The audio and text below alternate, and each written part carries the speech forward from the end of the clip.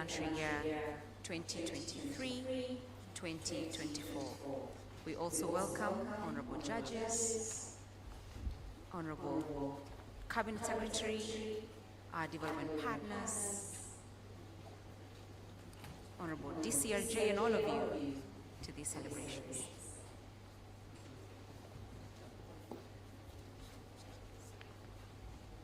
I will request that we remain upstanding.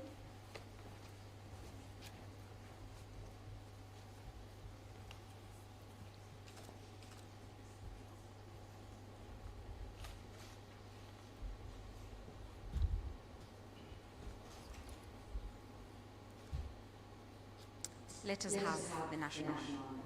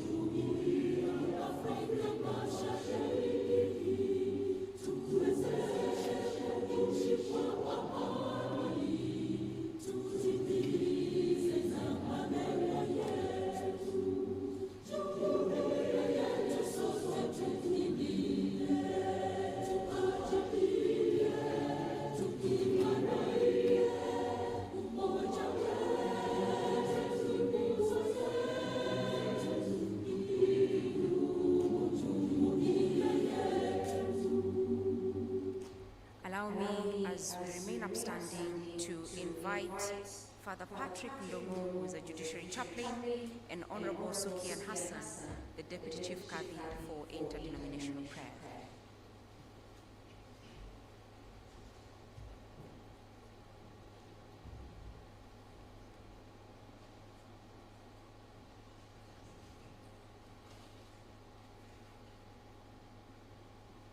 Let us pray. God our Father, we thank you for giving us an opportunity to come together and reflect the status of the judiciary in their duty of the administration of justice. Your servant David in the book of the Psalms 89:4 informs us, righteousness and justice are the foundation of your throne.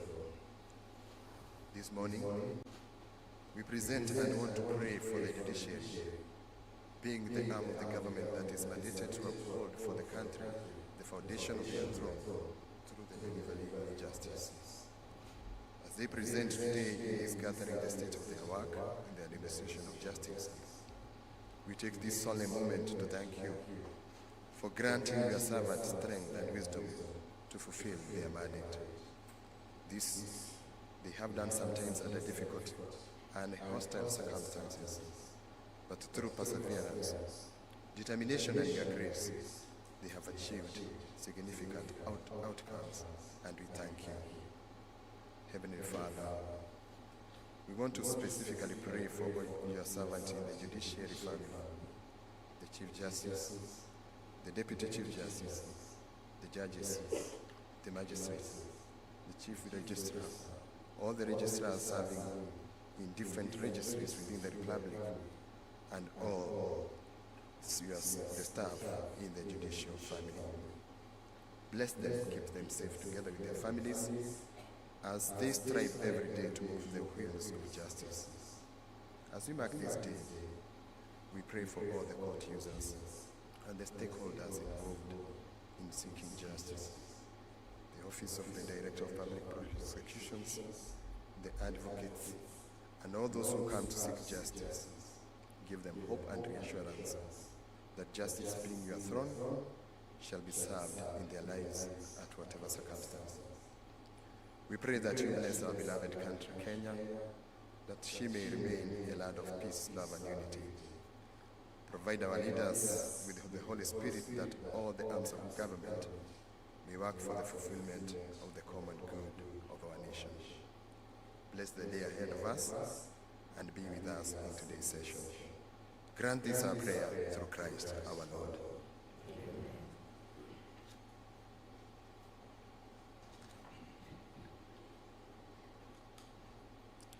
بسم الله الرحمن الرحيم الحمد لله رب العالمين الرحمن الرحيم مالك يوم الدين إياك نعبد وإياك نستعين اهدنا الصراط المستقيم صراط الذين أنعمت عليهم غير المغضوب عليهم ولا الضالين آمين. In the name of Allah, most gracious and most merciful, praise be to Allah, the Lord, Creator and Sustainer of all creations. Ya Allah, you alone we sincerely worship, and you alone we humbly ask and pray for your help and assistance in everything we do and undertake. Guide us to the right and straight path that will grant and lead us to success in this world of ours and also in hereafter. Ya Allah, grant us, especially our leaders, wisdom, correct and right visions and the strength to deliver the sacred task of delivering justice to the people of the soil in the best manner that would please you, Ya Allah. Ya Allah, you have entrusted the judiciary with the delicate task of dispensing justice among your servants. Ya Allah, make this enormous task easy for all our judges and other justice sectors and partners. Lord, we thank you for the good work and positive contributions and achievements made by the judiciary under the stewardship of JSC National Council for the Administration of Justice, our Chief Justice, Lady Justice Martha Koome, Deputy, the Lady Justice Philomena Mwilu, and the fellow judges, judicial officers, directorates, and all stakeholders in the justice sector and partners. Ya Allah, this morning we have converged to celebrate the launch of the state of the judiciary and the administration of justice annual report for the period 2023-2024. Ya Allah, we thank you most profoundly for enabling the judiciary to undertake and accomplish this noble task, and we pray that you will continue supporting us to do even better and better. Allah, we pray that you shower your blessings on our nation, our people, our leaders, and all our, especially this particular gathering, and all its participants. Grant us peace, love, unity, and prosperity. May peace and blessings of Allah be upon the messengers of Allah and on all righteous men and women ever live on earth. Amen.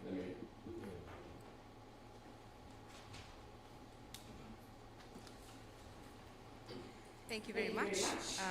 Let me request that you remain upstanding because this is a formal judicial ceremony by dint of the Constitution and Section 5.2 of the Judicial Service Act. And allow me to now invite the Honorable Deputy Chief Registrar of the Judiciary to position the judiciary base to mark the commencement of this formal ceremony.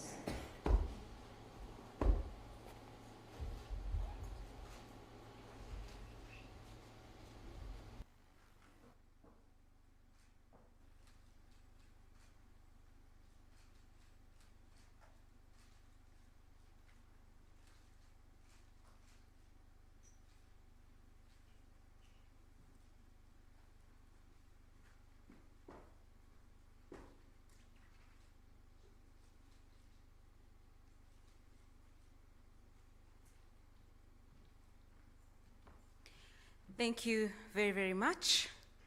With your permission, Honorable Chief Justice, we may take our seats.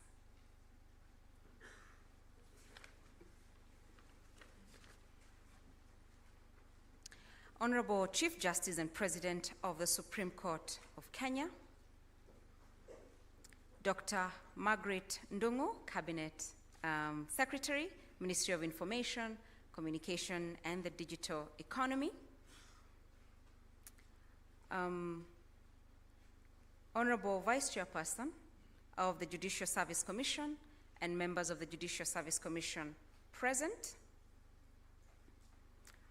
Honorable Solicitor General, we are expecting the Honorable Solicitor General President of the Court of Appeal and judges of the Court of Appeal present, principal judges of the High Court, the Environment and Land Court, the Employment and Labor Relations Court, and honorable judges present, the Clerk of the National Assembly, and officials from the National Assembly and Senate present, Dr. Stephen Jackson, United Nations Resident Coordinator in Kenya, Excellency Ambassadors present, members of the diplomatic corps, and development partners who have joined us today, heads of NCAJ agencies, the Honorable Deputy Chief Registrar of the Judiciary, judicial officers, registrars, directors, heads of units, and all judiciary staff, representatives from government agencies, statutory committees and commissions, the President of the Law Society of Kenya, members of the civil society, the Sojar Committee, distinguished guests, ladies and gentlemen. Good morning.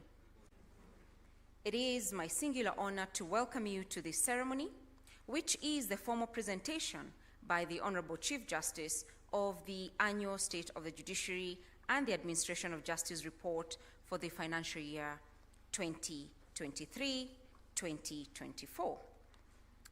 To give us opening remarks, I now welcome Honorable Paul Minor, who is the Deputy Chief Registrar of the Judiciary, to give us opening remarks.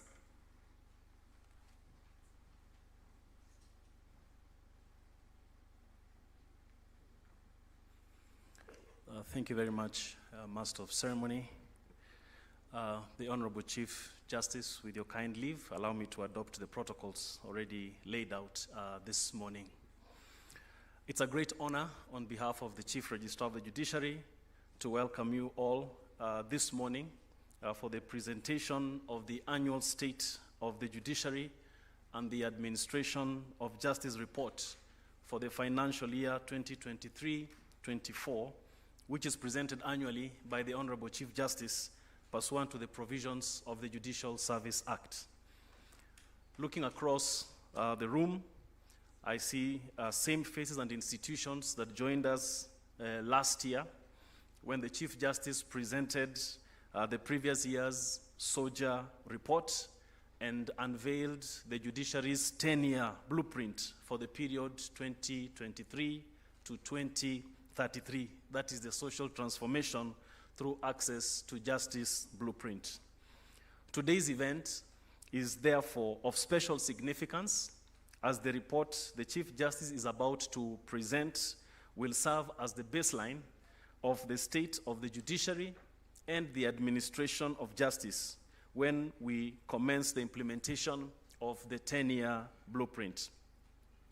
And consistent with our commitment to accountability, when the time comes to review progress towards the outcomes in the blueprint, we will look no further than today's report to see how far we are along that journey and the adjustments that we will need to make in terms of resources and strategy to stay on course and on time in the implementation of the STAJ blueprint. I'm therefore grateful that you are here today and for all the support that you continue to give us towards achieving our shared goals. No doubt, the milestones in today's report are not the result of our sole efforts as the judiciary, but indeed the sum total of the work of different state and non-state agencies that are involved in the administration of justice. This occasion is therefore a shared celebration for everyone that is in the justice system. We are happy that you have been consistent partners with the judiciary in expanding access to justice and ensuring that it is a tool for social transformation. And it is our hope that we will continue to count on you moving forward. With those few remarks, it is my pleasure to extend a very warm welcome to you all to today's ceremony. Asanteni and most welcome. Thank you very much, Honorable DCRJ. And as you have stated, the milestones in today's report is the result of collective efforts of various state and non-state actors and agencies involved in the administration of justice.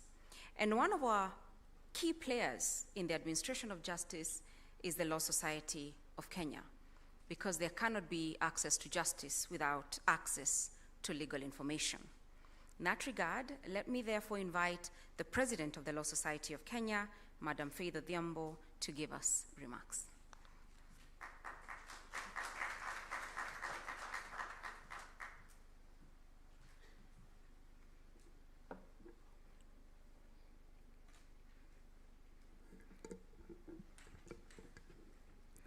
The Honorable Chief Justice, President of the Supreme Court of the Republic of Kenya, the Honorable Justice Martha Koome, the Honorable Judges present, distinguished ladies and guests, allow me to adopt the protocols as were previously pronounced.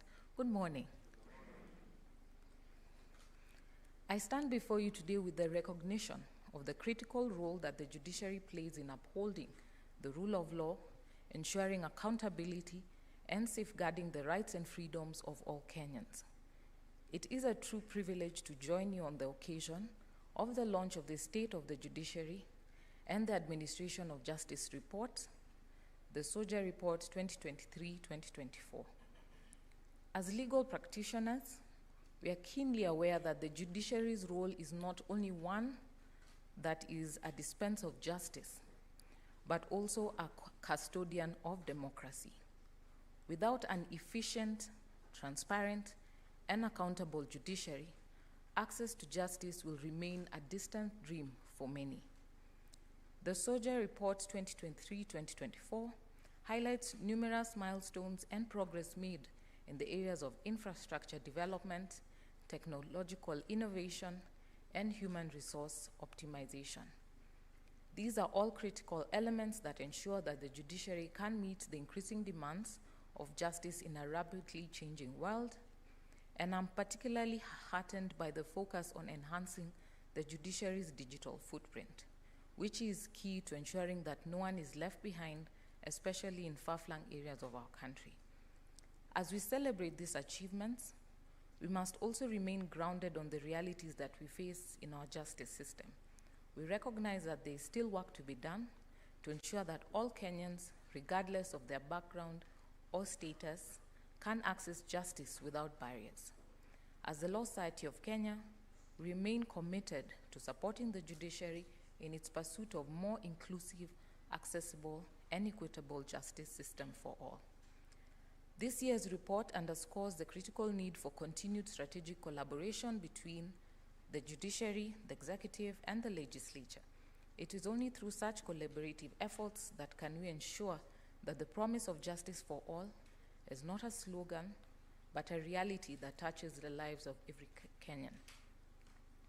However, as we collaborate, allow me to remind you that the judiciary must be mindful of the independence of this arm of government. As the cornerstone of justice, it must reign in the mind of every judicial officer that they must remain independent in their decision-making. And it's also on this tenet that I'll continue to raise concern over the underfunding of the judiciary and the need to have a fully fledged, optimized judiciary fund to ensure that independence. As we move forward, I want to take this opportunity to commend the Chief Justice and the entire judiciary for their tireless efforts in improving our justice systems. However, there are challenges that still remain nigh. One is the recurrent e-filing challenges. We recognize that there are electricity fluctuations in different places,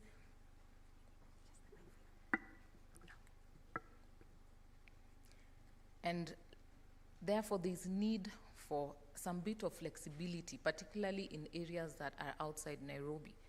Rigidity in only using the e-filing system frustrates not only litigants but members of the public when the e-filing system is not working. And then again, the recurrent and consistent fluctuation of the e-filing system, which we have witnessed this past year.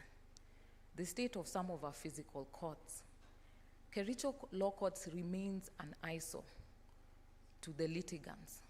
And I must say it has been a continued promise that we cannot uphold to our members and the members of the public, particularly now that it's raining. I can imagine the challenge that the litigants and members of the public are having to access that court, and also the non-completion of several court premises, hence the importance of proper funding. Thirdly is, justice must be done, but also must be seen to be done. Certain courts are deemed the deathbed of justice because you will receive a court date way after the fact, and any decision in your favor remains a Pyrrhic victory. The continuous backlog of cases, delay in delivering of judgments, particularly the notion we have taken of justice on delivery of judgments on notice. This continue to remain part of the issues that our members continue to raise concerns about, and even members of the public continue to raise concerns. The journey towards a truly accessible, fair, and accountable justice system is ongoing, and it is inspiring to see the dedication of all that are involved. In conclusion, the Law Society of Kenya will continue to work hand in hand with the judiciary to address challenges ahead, ensure the protection of human rights, and contribute to the realization of the constitutional mandate to access justice for Kenyans. But we'll also remain your critical side. We will congratulate you when you have done well, and we will criticize you when you fail to uphold the rule of law. Thank you.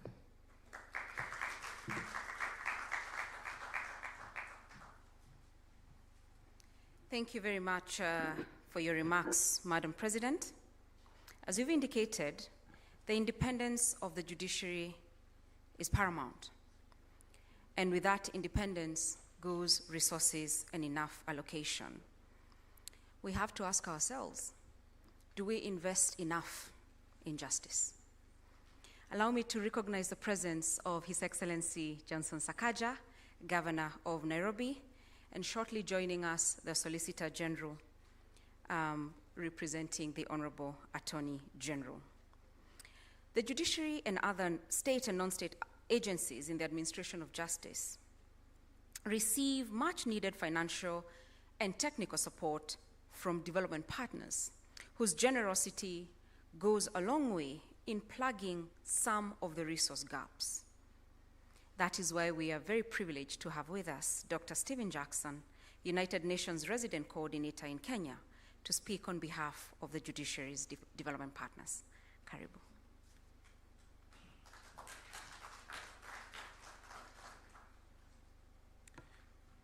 Thank you very much, Madam Moderator.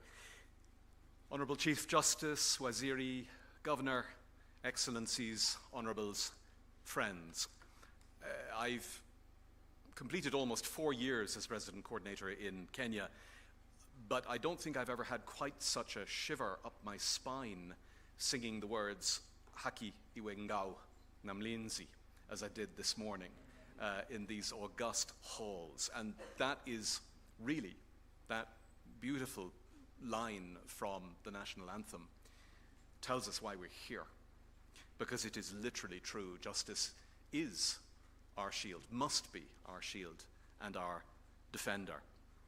As Madiba, Nelson Mandela famously said, the rule of law and the independence of the judiciary are the bedrock of democracy.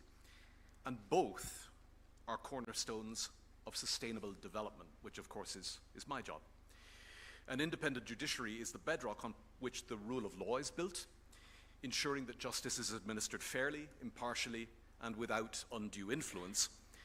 And in the pursuit of sustainable development in Kenya, or indeed anywhere in the world, in my country, the centrality of an independent judiciary simply cannot be overstated.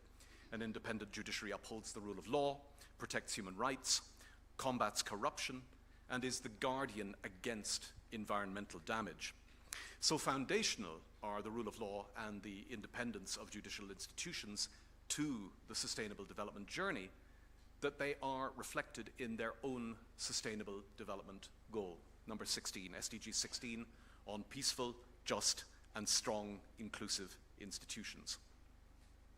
Here in Kenya, friends, judicial independence is a foundation of the democratic system that we enjoy today. And that's why, of course, it is enshrined in Katiba, the 2010 Constitution of Kenya. And I believe it's why President Ruto made a profound commitment to judicial independence in literally his first words as president-designate. We all remember that first speech that he gave, in which he underlined his belief in the importance of judicial independence and, crucially, and this picks up, Madam Moderator, on what you just said, I remember a very concrete guarantee to secure independent, adequate, regular funding to the justice sector. So foundational. Those undertakings continued. They were reiterated in his inauguration speech in 2022, and as recently as the Jamhuri Day celebrations last year, when the President praised Kenya's independent institutions, including the judiciary, and he said, I quote, "The judiciary, which is Kenya's foremost anchor of the rule of law, continues to grow in its capacity to authoritatively discharge its constitutional mandate and make justice a right of every citizen." Well, we in the United Nations and on behalf of the development partners, we concur in that, and we must ensure a truly independent, functioning, accountable, and regularly and well-funded justice sector. Madam Chief Justice, under your watch and under that of your illustrious predecessors, the Kenyan judiciary has repeatedly demonstrated that independence and your determination to apply the rule of law rather than to give in to any political pressures. That's been witnessed in some very high-profile cases indeed, very high-stakes cases, upholding the results of the 2022 elections, rejecting the constitutional amendment process known colloquially as BBI, or, under your predecessor, nullifying the 2017 presidential election results due to irregularities. Those courageous decisions and many more that I could list sent messages to the country, but around the continent and around the world. That's just one reason why international partners like the United Nations continue to invest heavily, technically and financially, and I would even say, small p, politically, in the independence of the Kenyan judiciary. Just yesterday, Madam Chief Justice, you and I were together with Her Excellency the European Union Ambassador, helping to advance our triple partnership under the banner of Plead 2, the Programme for Legal Empowerment and Aid Delivery in Kenya. Plead, friends, represents one of the largest, if not the largest ever, financial investments that the European Union has made in a justice sector in sub-Saharan Africa. So it is seismic. And let me take this opportunity to recognize once more the generosity of the leaders, the countries, and the peoples of the European Union in joining hands with you, Madam Chief Justice, and with us in the United Nations in this triple partnership to drive forward our work together. Some quick reasons, you all know them, but let me reiterate them, as to the importance of judicial independence for Kenya. An independent judiciary promotes sustainable growth. When the judiciary is independent, it can enforce laws consistently and fairly, it protects the rights of all citizens, and ensures that no one, big or small, is above the law. That creates the stable environment required for economic growth and progress and further investment. Businesses, it's clear, will only invest where their rights and their contracts are protected by an impartial legal system, and consumers will only engage if the same is true for them. This is true for all economic actors, from the largest of corporations to the smallest of smallholder farmers. So an independent judiciary is what gives people and institutions the confidence to engage in development. An independent judiciary, number two, protects human rights. That's clear. All individuals have the opportunity to live with dignity and freedom and to pursue their lives and livelihoods without constraints, as foreseen by the Constitution, as foreseen by the Sustainable Development Goals, provided you have the safety net of a well-functioning, well-managed, and well-funded judiciary. These protections are vital to ensure the inclusiveness of the development process, what we call the leaving no one behind principle. And if I may, I think that the Gen Z protests over the summer were a litmus test for Kenya's democracy and for her judicial system. And I think it is fair to say that we're still collectively waiting to see full justice done for what took place. An independent judiciary, third, combats corruption. Corruption which corrodes trust in public institutions, distorts markets, cannibalizes resources from critical development priorities. An independent judiciary can prevent that hemorrhage, that wastage, that graft of the lifeblood of development. And so, in short, an independent judiciary promotes sustainable development. The rule of law, democracy, and sustainable development indeed are bound together in complex, mutually intrinsic ways. Each depends crucially on the other, and that interconnectedness is woven through the Sustainable Development Agenda and the 17 SDGs. So every time an independent judiciary protects Kenyan democracy, every time it upholds rights, it's strengthening the foundations for a future of sustainable development for Kenya's citizenry. Nothing could therefore be more important. So where are we? Well, despite constitutional guarantees and political promises, it's clear that the judiciary today faces some profound challenges, and the report also notes those. Those include continued political interference, weakening through chronic underfunding, and allegations of corruption. And addressing these challenges requires determined reforms, robust legal frameworks, buttressing that precious independence that the Constitution demands in Article 160. We all know it. Article 160 says that the judiciary shall be subject only to this Constitution and the law, and shall not be subject to the control or direction of any person or authority. And again, friends, I think this summer we heard Gen Z loudly revive that constitutional call. The surveys indicate that many Kenyans, including the younger generations, still perceive the judiciary as too susceptible to bribery and too prone to political pressure. So despite the progress and despite the reforms, public trust does remain low. That, alas, is not unique for Kenya. It characterizes the situation in many parts of the world. But trust loss is very hard to win back. And so urgent work is required together to turn around this adverse public perception, and I would say particularly amongst young people. Let me conclude, friends, by quoting the former US Supreme Court Justice Sandra Day O'Connor, who famously said, "Judicial independence doesn't happen all by itself. It's hard to create, and it's easier than most people imagine to damage or destroy."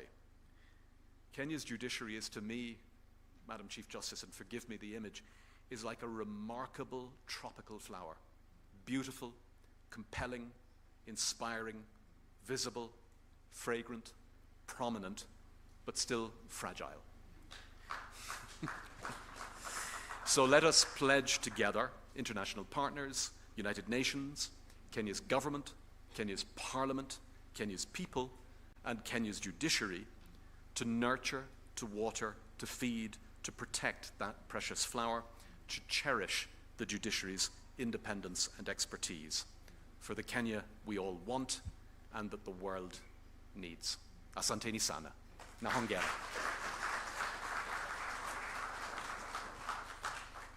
Thank you very, very much, Dr. Jackson.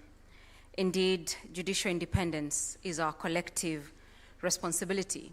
And as you have mentioned, Dr. Jackson, fulfilling SDG 16 and the concept of leaving no one behind also calls for concerted effort to bridge the justice gap and to continuously make sure that we are taking accountability to ensure that that justice gap is bridged through homegrown solutions, which include sustainable AJS mechanisms. Our next speaker is a great AJS champion, but before I invite him to the stage, let me recognize the presence of the Honorable Solicitor General, Honorable Shadrach Mose, karibu, I also see Commissioner Mary Muyandi and commissioners of the Public Service Commission who continue to join the judiciary in support, and members of the press who are covering us, and everybody joining us virtually. Let me now welcome Governor Isaac Ruto, who is the Vice Chairperson of the Judicial Service Commission, to make remarks. Governor Ruto is also a champion of AJS, which is a sustainable homegrown solution to access to justice. Governor. Thank you very much.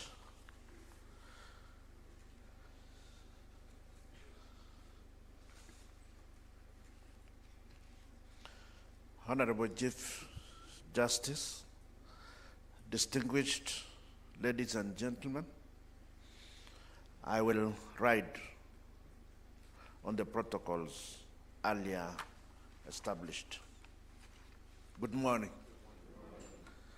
Thank you very much. I am delighted to be with you here today in the launch of the State of the Judiciary and the Administration of Justice Annual Report 2023-2024. This report is a powerful statement of the judiciary's commitment in transparency, accountability, and service excellence.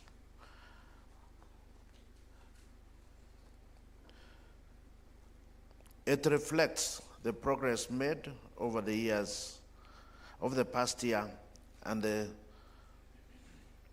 strides towards fulfilling our stated vision for a just and equitable society. Yes, thank you for the light, but it might be a little bit, it's a little bit too bright again. Never mind, I'll try. I think my fonts are a little bit too small. Yes, as the Judicial Service Commission, that is JSC, our mandate is clear. We are tasked with promoting and facilitating the independence and accountability of the judiciary, ensuring the efficient, effective, and transparent administration of justice for all Kenyans. This is not just a statutory responsibility, it is our collective commitment to the people of Kenya, a duty we approach with utmost dedication. The achievements highlighted in the report attest to the judiciary's unwavering commitment to its mission. Under the blueprint of social transformation through access to justice, the judiciary has made great strides in expanding access to justice and ensuring that judicial services are brought closer to the people and justice is administered efficiently and effectively. Yet, as we celebrate these achievements, we must also acknowledge the challenges that continue to hamper the administration of justice. One of the most pressing is the issue of insufficient funding. Inadequate financial resources impact our ability to open more courts, expand infrastructure, recruit and train judicial staff, and invest in necessary technology. Adequate funding is essential for the judiciary to meet its mandate effectively and to uphold the rule of law across the country. We urge all stakeholders to recognize that a well-funded judiciary is fundamental to a functioning democracy and protection of the rights of every Kenyan. To our esteemed judges, judicial officers, and staff, we acknowledge your hard work and dedication. You are the pillars upon which the administration of justice stands, and we recognize the sacrifice you make each day to serve the people of Kenya. Your role is more than a profession. It is a public trust that we ask you to uphold with integrity, diligence, and unwavering commitment to the Constitution and the rule of law. In the face of challenges, I urge each of you to remain focused. Let us keep our eyes on the mission that drives us to deliver justice to every Kenyan. The Judicial Service Commission stands steadfast in its support for the judiciary, and we reiterate our commitment to providing the resources, oversight, and guidance needed to fulfill our mandate.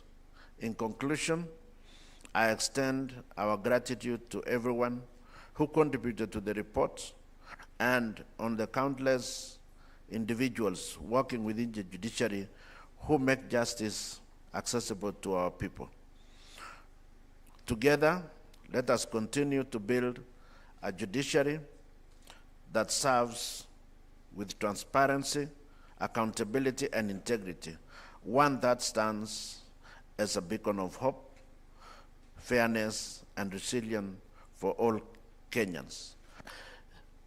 I only wish to add that members of the Judicial Service Commission, we are only, I think, other than the chair, who is the Chief Justice, here with Mrima, who is also a judge. Justice Mrima, yes, is here. Our other members are out doing other various duties across the country, including public participation for the budget for this coming financial year. So I think they are adequately represented by the two of us and the Chief Justice herself, who is our chair. Thank you very much, and God bless us, Kenyans. Thank you very much.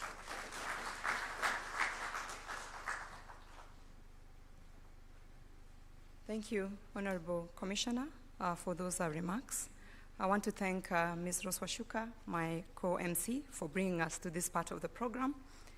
Honorable Chief Justice, the Judiciary chairs the National Council on the Administration of Justice, which coincidentally also launched its annual report last week, and many of you were present at that event.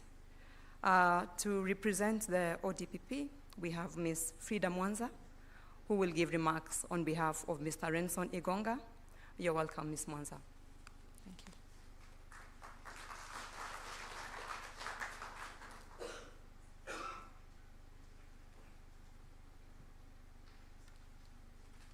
Thank you very much. Honorable Chief Justice and President of the Supreme Court, permit me to adopt the already established protocol. Good morning, everyone. Being a representative of the DPP, allow me to read these remarks. It gives me pleasure to witness this official presentation and unveiling of the State of the Judiciary and the Administration of Justice Annual Report for the financial year 2023-2024. The annual report is constant evidence of the judiciary's commitment to the national values and principles of governance under the Constitution, more specifically transparency and accountability. I must state at this point that the ODPP is proudly associated with the judiciary. More importantly, the report provides an annual opportunity for the judiciary and all its partners, including the ODPP, to not only celebrate its achievements, but also to reflect and build on the challenges of every preceding year for a better and more successful succeeding year. For the financial year 2023-2024, I'm happy to share the celebrations of many achievements that the Honorable Chief Justice will highlight in a short while. At the same time, in the spirit of collaboration and cooperation, I'm here to assure the judiciary of our support as the ODPP in the never-ending pursuit of a people-centered justice system, more specifically from a criminal justice perspective. We have all witnessed the judiciary's continued efforts to further take their services closer to Wanjiku through the establishment of more courts, registries, and sub-registries, with access to justice now a reality to the marginalized, vulnerable groups, including children, victims of sexual and gender-based violence, through the specialized courts. Further, allow me to commend the judiciary's continued efforts to leverage technology to enhance access to justice. To this end, I must mention the continued improvement from the both ends of the integration between the judiciary's e-filing system and the ODPP word relief system, which has not only made the filing of our criminal cases, application and appeals flawlessly, but has significantly enhanced the access to criminal justice. I must report, based on the feedback we get, that our clients are more than satisfied. We must not slow down on the progress. The judiciary also must be commended for its continued churning out of new jurisprudence, which is rich in indigenous social justice solutions, tailor-made to fit the special circumstances of litigants' cases. This is the only way to give effect to Article 159, sub-Article 2 of the Constitution, and further breathe life into the national values and principles of governance. Kudos to the superior courts for the continued development of the law through the interpretation and application of the Constitution. In this financial year under review, we also witnessed the recruitment of more judges, judicial officers, and judicial staff, a few of whom we are happy to announce crossed over from our side. Yes. Our oneness cannot be emphasized enough. We have the same goal to enhance access to justice.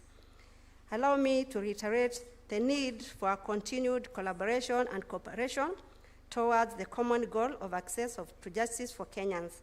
I therefore look forward to future joint trainings, workshops, and or symposia.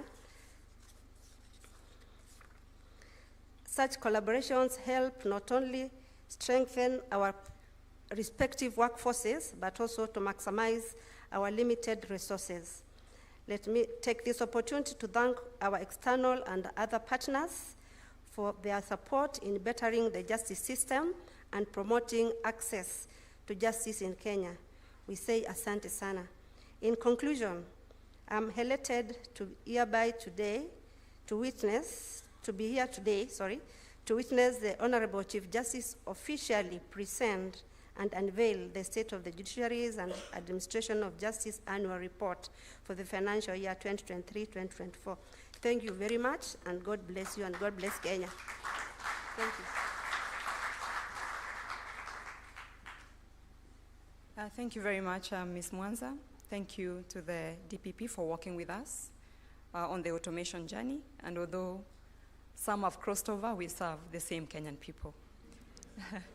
Please help me to welcome the Honorable Solicitor General, Honorable Shadrach Mose, to make his remarks.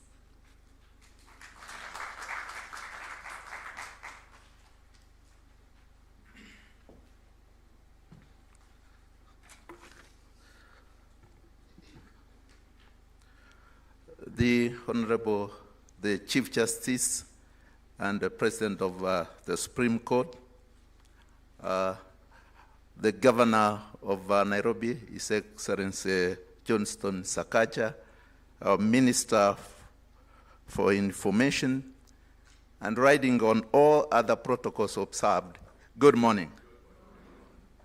Good morning again. Thank you so much, Honorable the Chief Justice. We want to tell you that you have made the Kenyan judiciary proud because of the very many functions that you've done with distinction.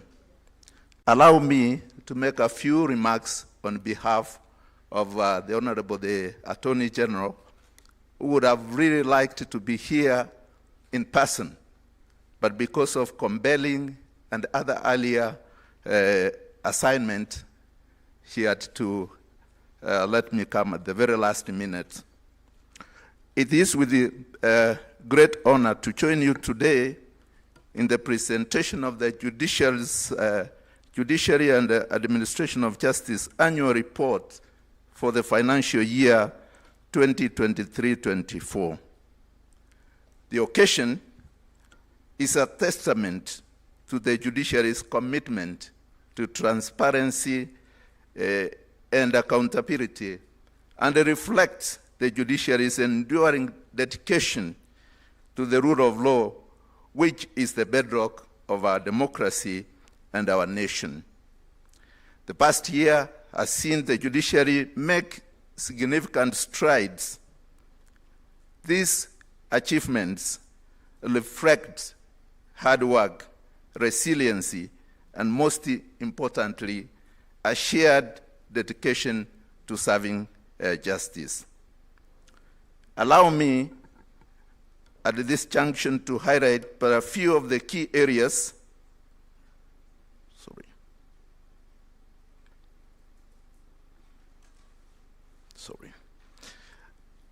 Allow me at this junction to highlight but a few of the key areas of progress that underscore the judiciary's commitment to continuous improvement. Enhanced access to justice.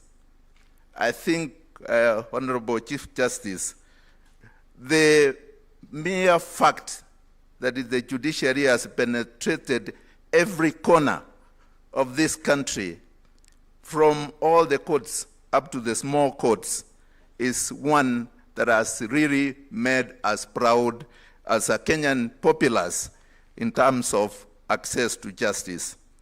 We have seen increased access to justice through the establishment of new courts and the expression of the judiciary's digitization efforts, including the e-filing system and virtual court sessions. This has bridged physical barriers and brought court services closer to the people, especially in undeserved regions. I remember I made a remark, and I would still reiterate the same, that we used to do shuttling from Sharia House to the Supreme Court, to Makadara, to Kibera, and that is no longer the issue.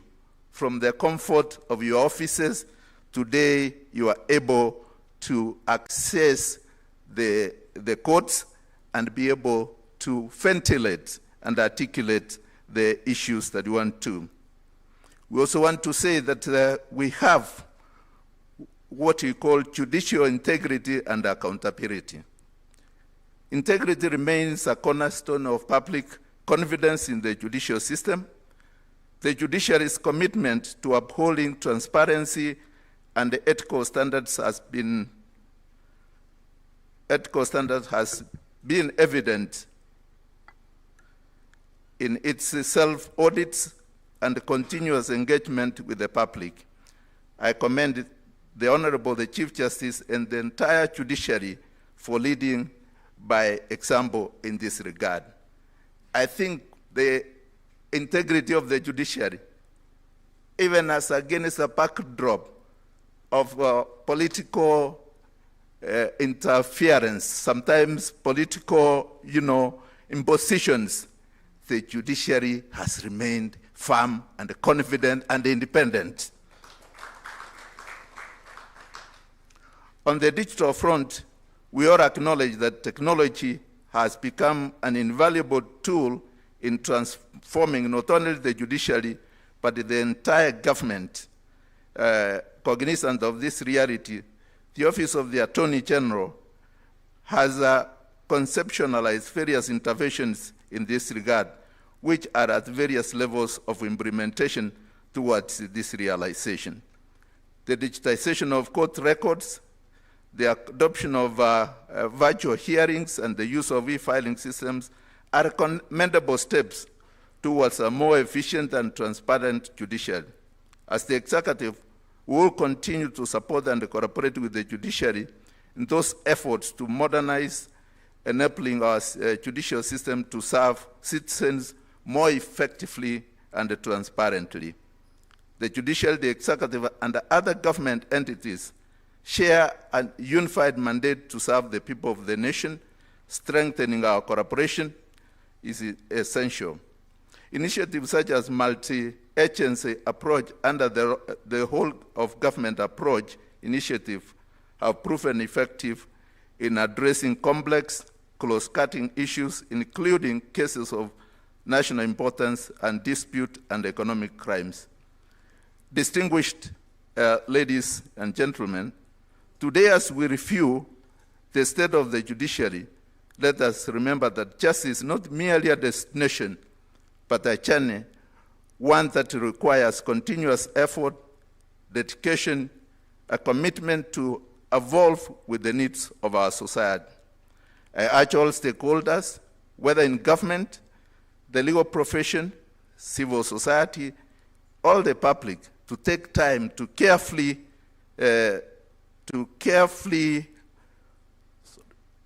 examine the state of the judiciary and administration of justice report.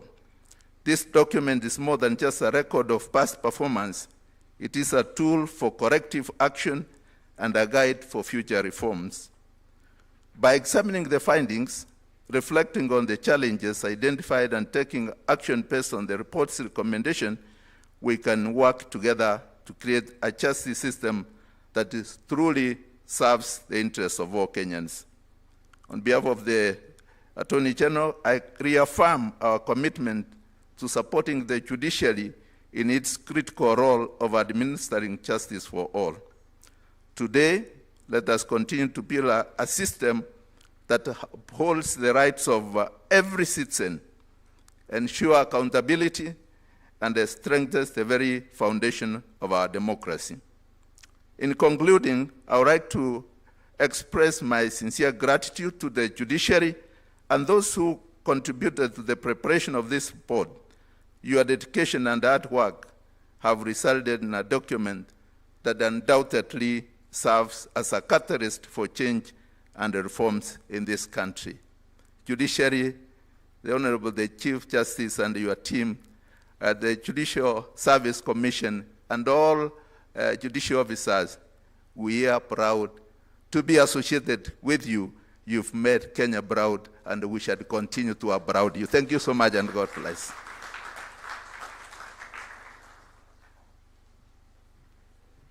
Thank you, Honorable Solicitor General, for those powerful remarks on behalf of the Honorable Attorney General. Honorable Chief Justice, the Sojar report is a statutory report that is submitted to the National Assembly and the Senate. Sorry, the National Assembly for debate and adoption. This morning, the report has been submitted to both clerks of the National Assembly and the Senate. Please join me to welcome the Clerk of the National Assembly, Honorable Samuel Njoroge, to give us his remarks. Thank you.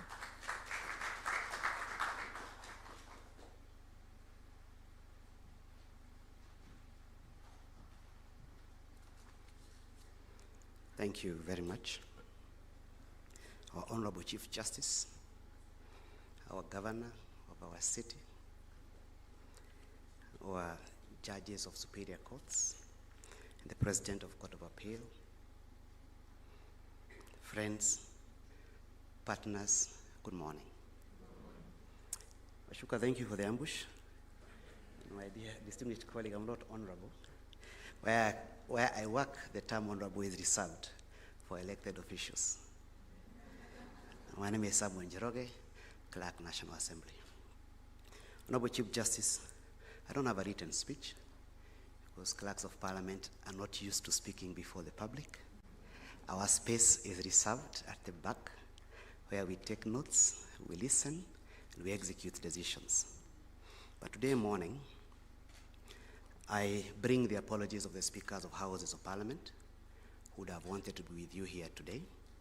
Speaker Wetangula called me when I was entering. He had intended to make a surprise entrance, because as at yesterday he was not to come. Today morning he called me, he said, I will make a surprise entrance and come, but he was called by the head of state for another function. Please accept the apologies of the leadership of both houses of Parliament. Honorable Chief Justice, I know we have walked this path before. We have done a number of things well.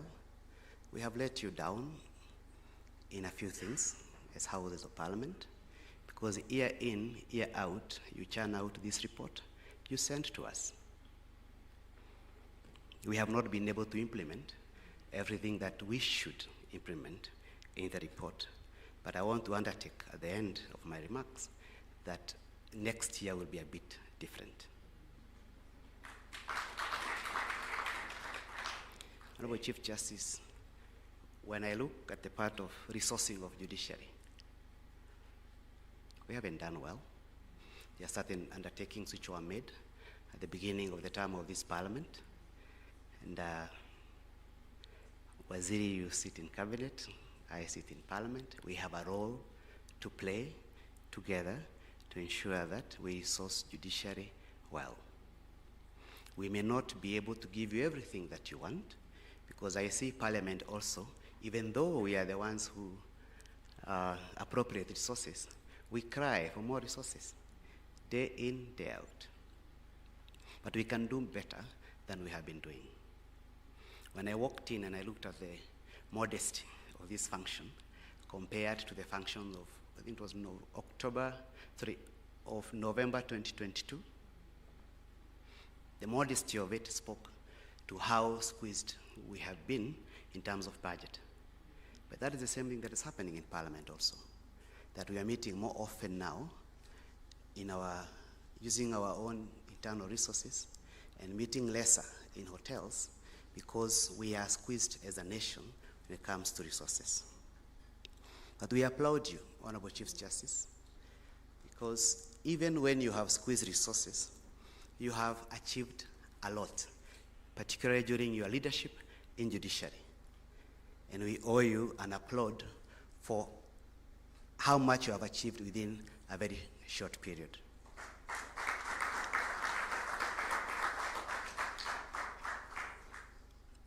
Sometime last year in October, Honorable Chief Justice, and your team, you presented to Parliament a plethora of legislative measures that needs to be undertaken following a recommendation of your team. The amendments to the CPC, amendments to law relating to elections, amendments to a number of laws relating to the criminal justice system, so as to make dispensation of justice less difficult. We are still tiptoeing.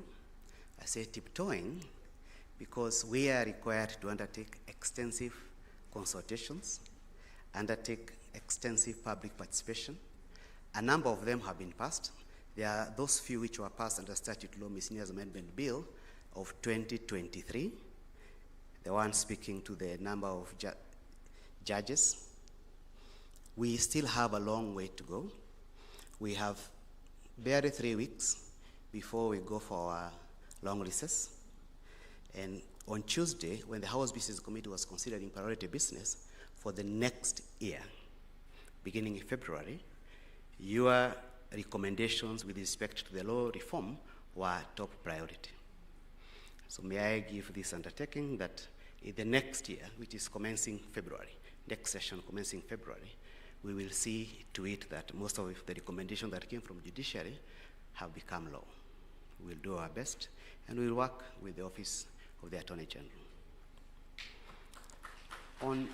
On resourcing, you know you have a partner in me. You have a partner in Office of the Clerk of the National Assembly. Whenever decisions of sharing of resources are being made in the National Assembly, we'll continue being your partner. We'll continue talking to those we should talk to ensure that when it comes to cut, because we have been told next supplementary budget is likely to entertain more cuts. it comes to cuts, we have modest or no cuts for judiciary. That would be my prayer.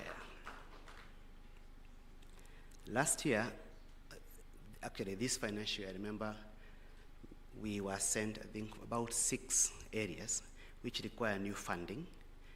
The ICT and the automation of judiciary.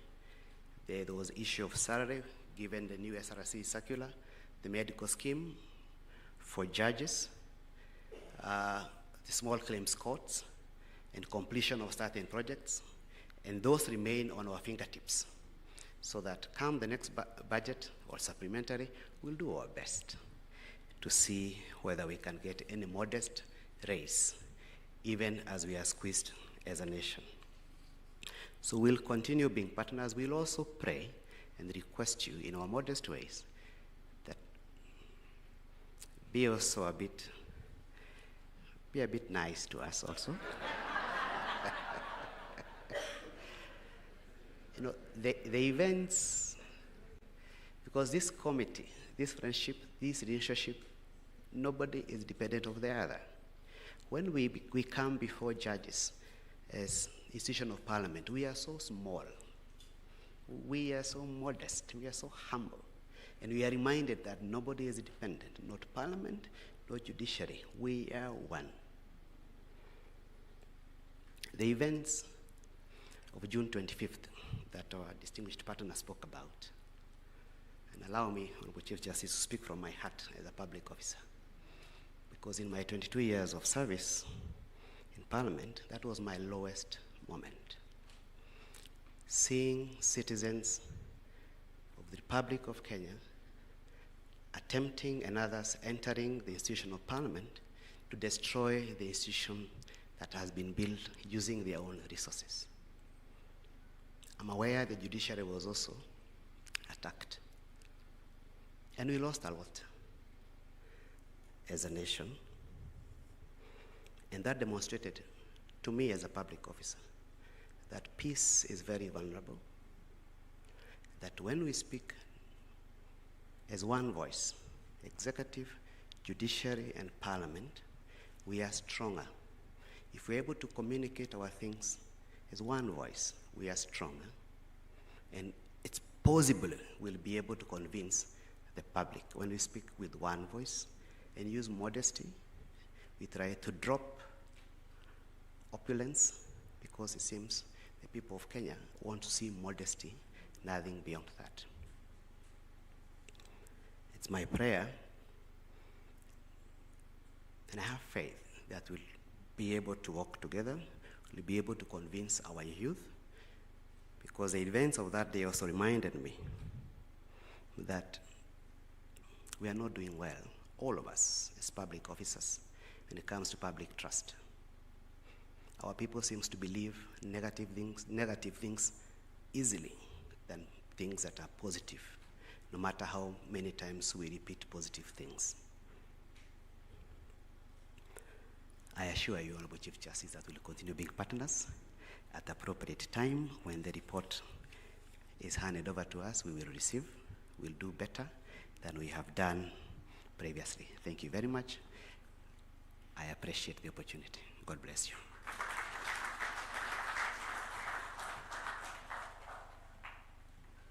Thank you, Honorable Njoroge. I'm told that you will find the report on your desk. It was delivered this morning. Thank you so much. Honorable Chief Justice, the judiciary continues to partner with county governments to establish courts, and the county governments are also a key partner in our court users committees. The Governor of Nairobi, His Excellency Arthur Johnson Sakaja, has partnered with us in the establishment of the recently established court, Dagoretti Law Courts, which your leadership opened after many years of not having a new court in Nairobi. He has also partnered with us to improve the efficiency of the city courts. Please join me to invite His Excellency the Governor to give his remarks.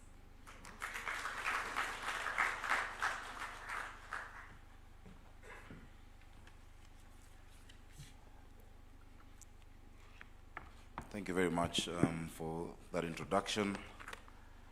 And indeed, we are partnering with the judiciary in more than just setting up the physical infrastructure that is required for the delivery of justice, but being partners in defending the independence and the proper functioning of the judiciary. Honorable Chief Justice Martha Koome, Waziri of ICT, Dr. Ndungu, the Solicitor General, the Clerk of the National Assembly, my good friend and former, I don't know if it's colleague or boss, or when I was in the National Assembly. Of course, Chairman Emeritus of the Council of Governors, who by far, and I can say without any fear of contradiction, was the best performing chair of the Council of Governors, Honorable Isaac Ruto, very good to see you. Madam President of the Law Society of Kenya, very nice to see you as well. I'm sorry I walked in when you were making your remarks, and apologies to everyone. I was held up just right next door at the Ministry of Roads, trying to unlock some projects for the city. And our partners, thank you so much, UN Resident Coordinator, for those remarks. Good morning, everyone in the room. I am really pleased to be here this morning. Of course, I hail myself as the judiciary's favorite governor. By being your host governor at the headquarters in Nairobi and part of the Nyumba Kumi of Parliament, of Government Square, as we established a few days ago when we were together. And really, I could not miss this State of Judiciary address.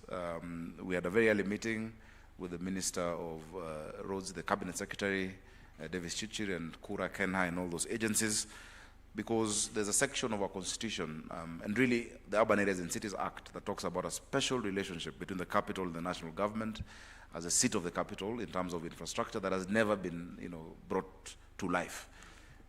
With this rains, we're seeing a lot of challenges with our infrastructure, with the flooding, with some of the roads, and no one knows whose road which is.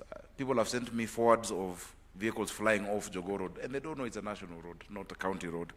But that notwithstanding, I think all arms of government and all levels must know that functions in the Constitution are not exclusive, but are functions of leadership, and that we all must take responsibility. So kindly accept my apologies. I would never come late to court, dear judges. Were never needed. I really like this report. Our Constitution provides for statutory reporting by different agencies and different arms of government, including this State of Judiciary. Many reports are submitted and are not read, and I'm glad I've already perused through it.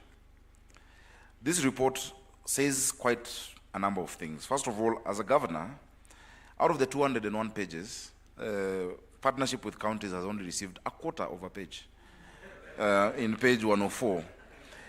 Yet we're doing a lot together with the counties. I've seen Nandi Governor Stephen Sang with Justice Judge Karanja. I've seen the Mandela Governor. The Chief Justice herself has reminded me the work we're doing together. We opened the Dagoretti courts. We're working on Mihango. There are some challenges that we will overcome, because in Nairobi we say lazima iwak. We never take no for an answer. Nairobians are resilient and defiant, and we get things happening. So Mihango will happen. Mbakasi and Kasarani, we're grateful. I've seen some of the challenges we have, especially on the collection of the court fines. And you say that a system is being developed to make sure that the special purpose account is actualized, and to determine where those fines go. And I want to tell you, because we've spoken about the challenges of financing, and my clerk of the National Assembly has said that he is your partner. You also need to be a partner of counties, because currently we are haggling about 20 billion reduced from allocation to devolution. But one of the potential areas of revenue where the judiciary and the county government of Nairobi can benefit is on the fines from road traffic offenses. We have done a study where we've put cameras, a few junctions, Kileleshwa, Oloitoktok, coming to Yaya, where we've done the smart ITS cameras. One junction alone has a potential of collecting 1.5 billion shillings when we're doing 200 junctions. Now, if we don't agree how we share it, 100% of 0 shillings is 0. These challenges we have now of even a tent, a dome, vehicles you're leasing can be sorted. In Dubai, the entire police service, recruitment, salaries, firearms, equipment, vehicles is financed by traffic fines. Simply, and you can check that out. So let us be pragmatic between ourselves and the judiciary on how we can actually jump these hurdles and sort it out together. The jurisprudence set over the past year, again, Nairobi is one of the biggest beneficiaries. If you look at page 80 of this report, it talks about jurisprudence set in the higher courts on a matter that a letter of allotment in and by itself does not confer a transferable title to land. That is a famous case at Embakasi, where the City Council of Nairobi bought land from Kayole Estates for value. There was an application for a lease by the military. The application, we gave them an offer then, and they had to pay some money. They did not. They wanted 400 acres. They took everything. And now 2 other people were haggling in court. And the court says, wait a minute, none of you owns this. It belongs to the people of Nairobi. This cannot be challenged anywhere. We're very happy. Because when I became governor, I found a pending bill of 107 billion shillings, 21 of which belongs to your profession, legal fees. I've been grappling with how to sort it out. The value of this land is more than 120 billion shillings that can help us sort out many issues in the city. So I thank the judiciary for, of course, making the right decision, not to favor Nairobi, but really what our law says. And that's a case that I think will be studied for years to come. Of course, the other one that excites me is page 100, and you can see I've read the report in the brief time I've been here. I'm a quick learner. Page 100 talks about the KANU and Cabinet Secretary lands and physical planning. And that's about the land at KICC. It's a very interesting reading of our law. Article 62 of the Constitution talks about an alienated public land and who it belongs to. And an alienated public land there is to be, it reverts to the county governments and is managed by the National Land Commission.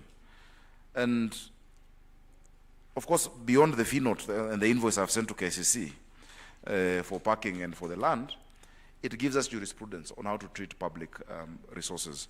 And so I'm really impressed by this report. Of course, I will not refer to our usual story of an alienated public land where we're building the new Supreme Court. But I will follow the findings of this court judiciously. What I had mentioned was on page 154 about county government revenue arising from court fines. We have potential, and I hope we can set up a team. I'm glad the Minister for ICT is here, because it's all about technology. We have just piloted that on around 10 to 20 junctions. We are funding for 200 junctions across the city. Small fines like not wearing your seatbelt, overlapping, and just being a bad-mannered Nairobian can fund the judiciary and the county government of Nairobi if we work together. Honorable Chief Justice, allow me to remind us of all these cases of all of these examples of jurisprudence set over the past year. One which speaks to my heart. And allow me on behalf of the children of Nairobi to say thank you to the judiciary. In January this year, I was at Nairobi Milimani School, supporting Form 1 students from our schools who needed, scholarships and bursaries to advance their education. There's a young girl who was one of the recipients. Her name is Mildred. She did her class 8 in New Kiumbwini Primary School in Kangemi. She was wearing this watch that I always wear, Tap to It, which is the technology we're using to feed our children in our public primary schools. As at that time, we had been able to set up a school feeding program when we realized that 1 out of 4 children miss out of school in Nairobi because of hunger. And urban poverty really bites more. Many times, Nairobi ni shamba ya mawe. If you don't have food, if you don't have money, you'll have no food and nowhere to stay. You can die of hunger and your neighbor is having a party. Unfortunately, we've become competitive to a fault. And so, following promises we made during the campaign, we delivered this program of feeding our children. And I remember you had told me that if there's any challenge, you yourself would be in the dock, because you've seen the impact of it in another part of the country where you and your husband have been supporting. And so Mildred stands on stage. She's wearing this watch. She receives support and an accolade because she was one of the best performing students. And I asked Mildred, you're going to Form 1. This watch is only worn by primary school children and ECD school children in Nairobi. Why are you still wearing this watch? There's no school feeding in secondary schools. And she told me her story. Mildred is an orphan. She lost both of her parents. She lives with her grandmother. She had never been to school for a week straight for years. Never. Because when there was no food, she'd have to go to the market to help her grandmother sell or have to look for menial jobs. And she'd been in school once or twice a week. She used to perform dismally. In the third term of the last year, Mildred went to school each and every day because there was food in school. By that time, we were feeding 84,000 children. Mildred not only performed well in her exam, she was top 10 in Nairobi and got called to Loreto Convent, Limuru, because of that program. Why we thank the judiciary is because some Kenyans at that point had chosen to go to court to challenge this program, to say that we should not feed children in schools because primary education is a function of the national government. And I said, I'm not teaching them, I'm just feeding them. Children welfare is a county function. I could feed them anywhere, it's just more convenient to feed them in a school where they're together.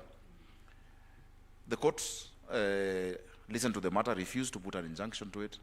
We continued with the program. Now we're feeding 316,000 children every single day.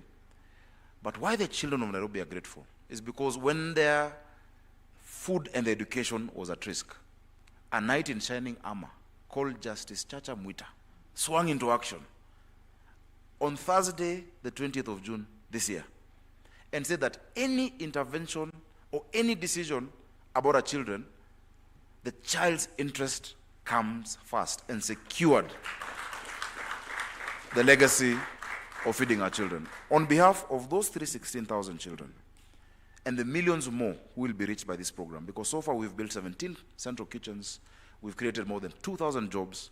There are drivers, there are chefs, there are cooks. If you go to these schools, you'll find love. In fact, judges, if any day you're stressed, go to any primary school. Go to Moy Avenue and serve lunch, primary school. Go to any school. The smiles of those children will lift your day up. On behalf of all of those, I want to say thank you to the judiciary of the Republic of Kenya.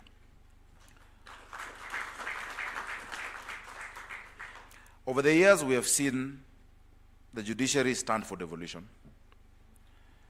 I remember, giving the example the other day of when we marched to the judiciary. In many instances, when my former house, the National Assembly, which I also spent time in before I went to the Senate, or the national government would make moves that seem to threaten devolution, you have always, without fail, stood for devolution of the Republic. So on behalf of the Council of Governors, again, I want to say thank you. First, thank you for myself. Second, thank you from the children of Nairobi. Thirdly, thank you from the Council of Governors. Now, you have done the right thing.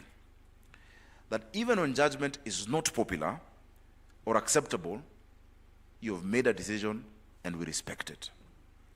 Judges are not seeking popularity, and I am very pleased by that. Popularity, leave to us politicians to look for popularity. Judges are not looking to trend on Twitter or to have likes. Please don't open TikTok pages.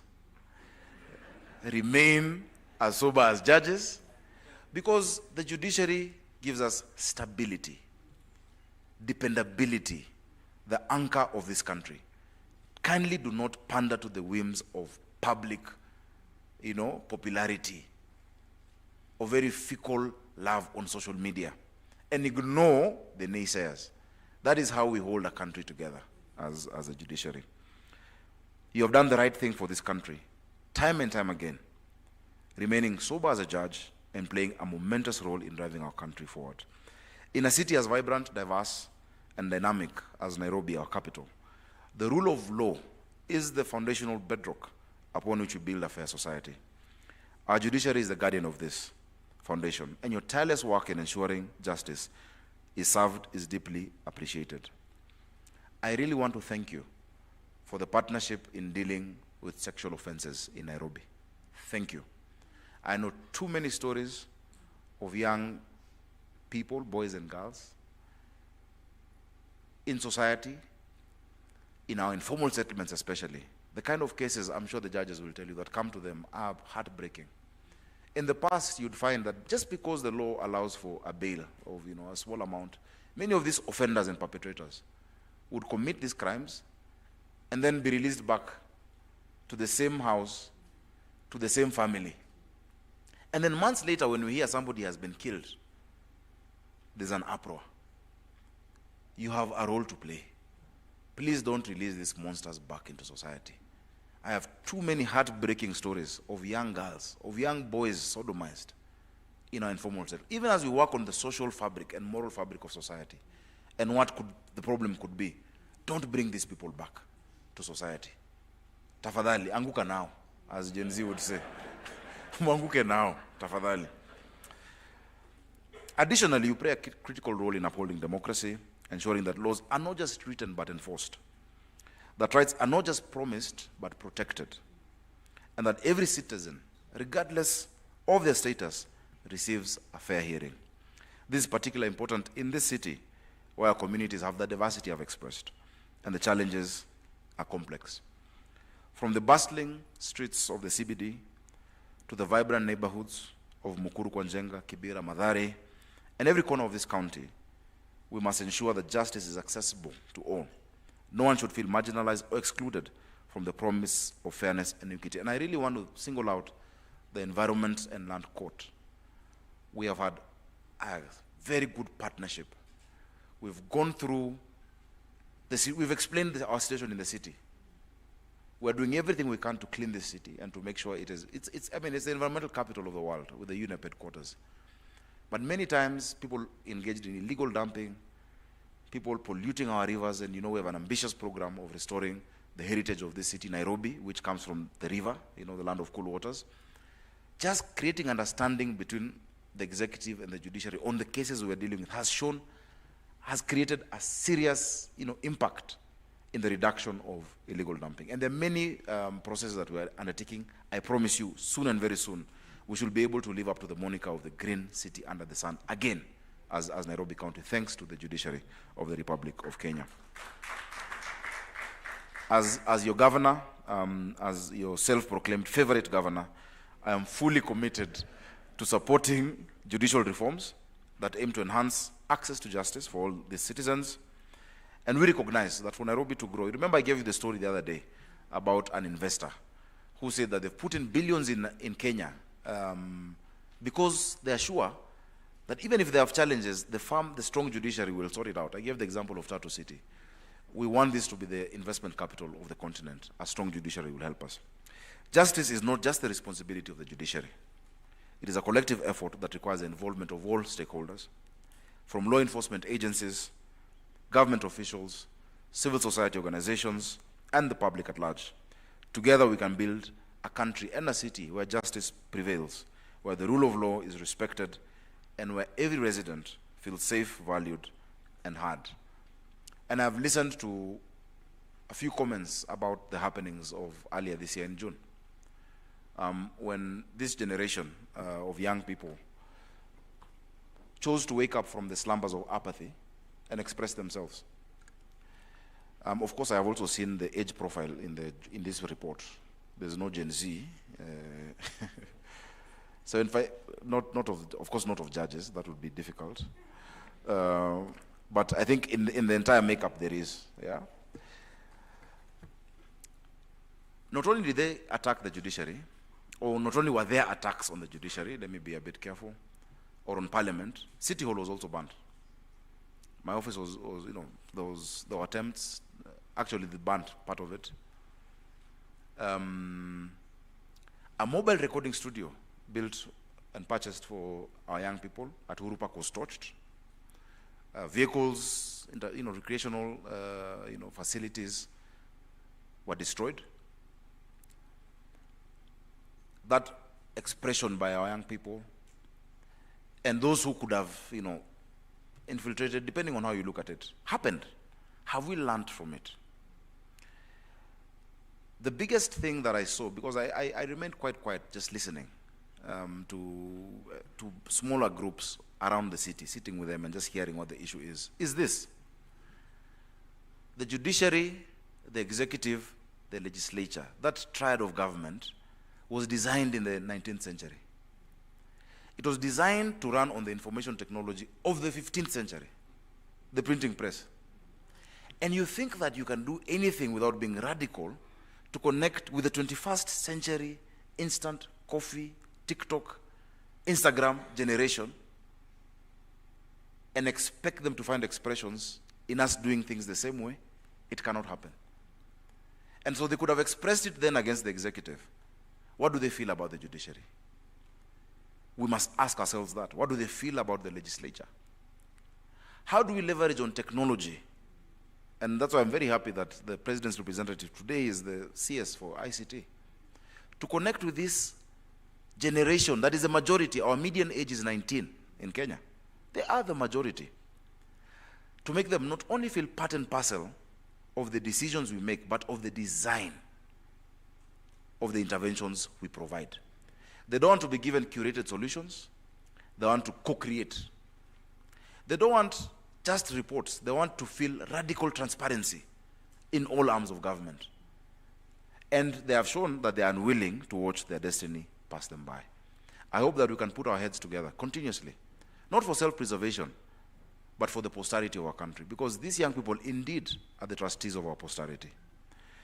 I'm confident that with this spirit of collaboration, resilience, and dedication that has brought us here today, we'll continue to make our country a beacon of justice on this continent, equality, and progress. Thank you. May God bless you. May God bless our judiciary and our beloved nation, Kenya. God bless you.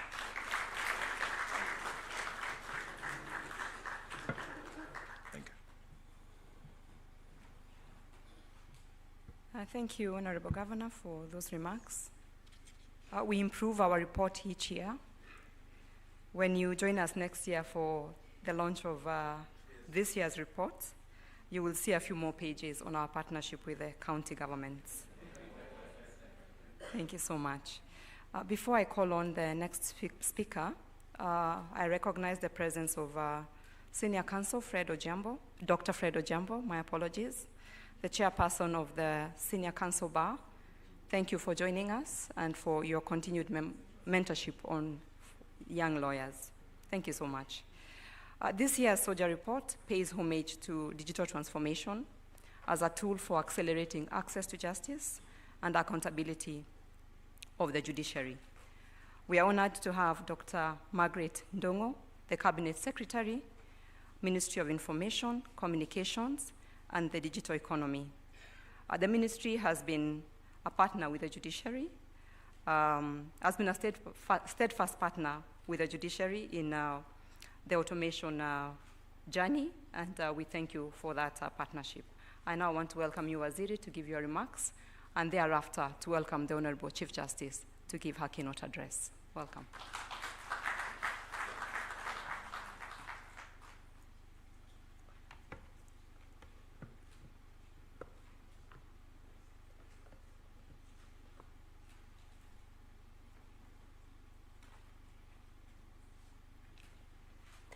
The Honorable Chief Justice, Mother Koome, the Governor, City of Nairobi, Honorable Johnson Sakaja, the Solicitor General, Mr. Samuel Njoroge, the Solicitor General, Mr. Shadrach, Honorable Shadrach Mose, my apologies for that, the Clerk of the National Assembly, Mr. Samuel Njoroge, Vice Chairperson, Judicial Service Commission, Honorable Isaac Ruto, the United Nations Resident Representative, Dr. Stephen Jackson, President of the Law Society of Kenya, Ms. Faith Uthiambo, distinguished honorable judges, members of the judiciary, diplomatic community, esteemed guests, good morning. I'm honored to be here today to grace the occasion of the presentation and unveiling of the annual State Judiciary and Administration of Justice report for the year 2023-2024. This annual report serves as a vital tool in assessing the performance of our judiciary, fostering transparency, accountability, and encouraging continuous improvement in the delivery of justice. As the Cabinet Secretary for Information, Communication, and the Digital Economy, I am pleased to join you in celebrating this milestone and to support the judiciary in its unwavering commitment to justice for all Kenyans. I'm honored to see Chapter 2.4 of this report is focused on use of technology to enhance justice. The report is more than just a documentation of achievements and challenges. It is a beacon that lights the way forward. This report provides a comprehensive review of the progress made in the administration of justice over the past year, as well as the obstacles in judiciary, obstacles the judiciary must still overcome. It affords the judiciary an opportunity to showcase its achievements and commitment to efficiency, transparency, and accountability. More importantly, it demonstrates to the Kenyan public the tangible steps being taken to ensure that justice is both accessible and fair. And I like the focus on rural populations because, again, that is the area we want to support, we want to work with. And as the Ministry of Information and Communication, we are committed to expand infrastructure in those areas, expand training of all the people to ensure that we can confidently navigate through the digital space. In the ministry, we share the judiciary's commitment to innovation and efficiency. We appreciate how digital transformation can enhance service delivery, not only in the private sector, but also across government institutions. This is the reason my ministry is dedicated to supporting the judiciary's ongoing digital initiatives, which are vital in reducing case backlogs, streamlining processes, and ultimately delivering faster, more transparent justice. The ministry is leading the ongoing process of digitalization of government services and has so far digitized over 19,000 government services, which has greatly enhanced service delivery across the public sector.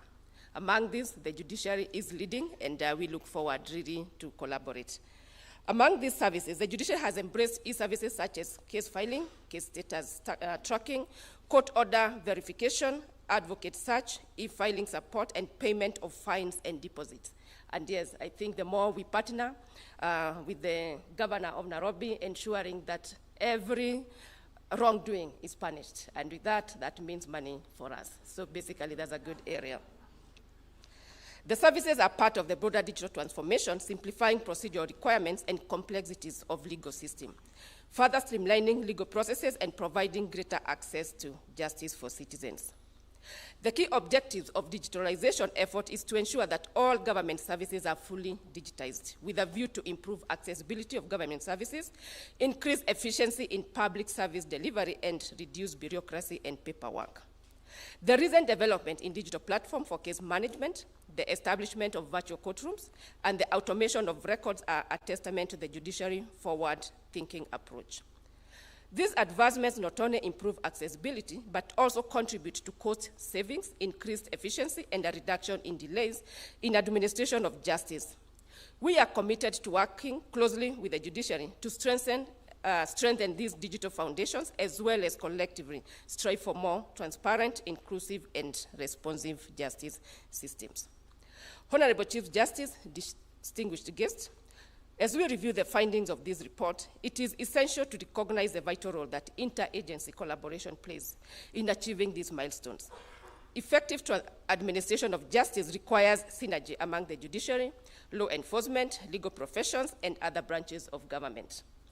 The ministry is committed to playing its part in this ecosystem by providing the digital infrastructure and policies necessary to support modernized judiciary. In addition, my ministry has deployed robust ICT infrastructure which has transformed how government, business, and citizens produce, receive, and access information and data. Worth noting is that digital infrastructure and ICT capabilities for both the private public sectors have increased the risks and vulnerabilities from evolving information security and cyber threat landscape. And again, moreover, the importance of data security and privacy in the digital transformation journey cannot be overstated. And what we are saying is that as we digitize, as we ensure that everybody is in the digital space, then we have to be very careful about our data integrity, our records. Are we digitizing accurate records, records that have integrity? And that is the area we must ensure that whatever we are taking to the digital space is something that we can account for, and we are very sure that that is the true record. We say in IT, garbage in, garbage out. So basically, what we put into the system is what we end up having. As the judiciary adopts more digital tools, we must ensure that citizens' data remains protected and confidential. Our ministry is actively working on policies and frameworks to safeguard data across all sectors, including the judicial, to foster public trust in this digital ecosystem. We believe that through strategic collaboration, we can bridge the existing gaps, mitigate the risks in the digital space, and create a justice system that is truly aligned with the needs of all Kenyans. We are happy to work with you in all this to ensure that we have the data that we need and we are using the right processes. Distinguished guests, I am optimistic that the report for 2023-2024 will provide valuable insights and inspire actionable strategies that will further strengthen our justice system.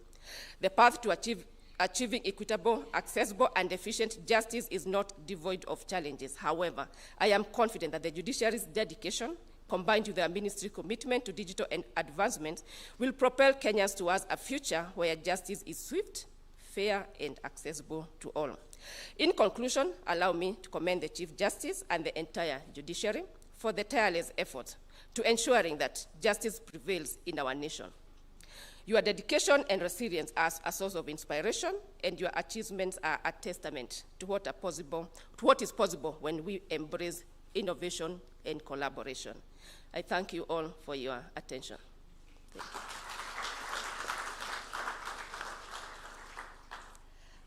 It's now my honor to invite the Honorable Chief Justice of the Republic of Kenya.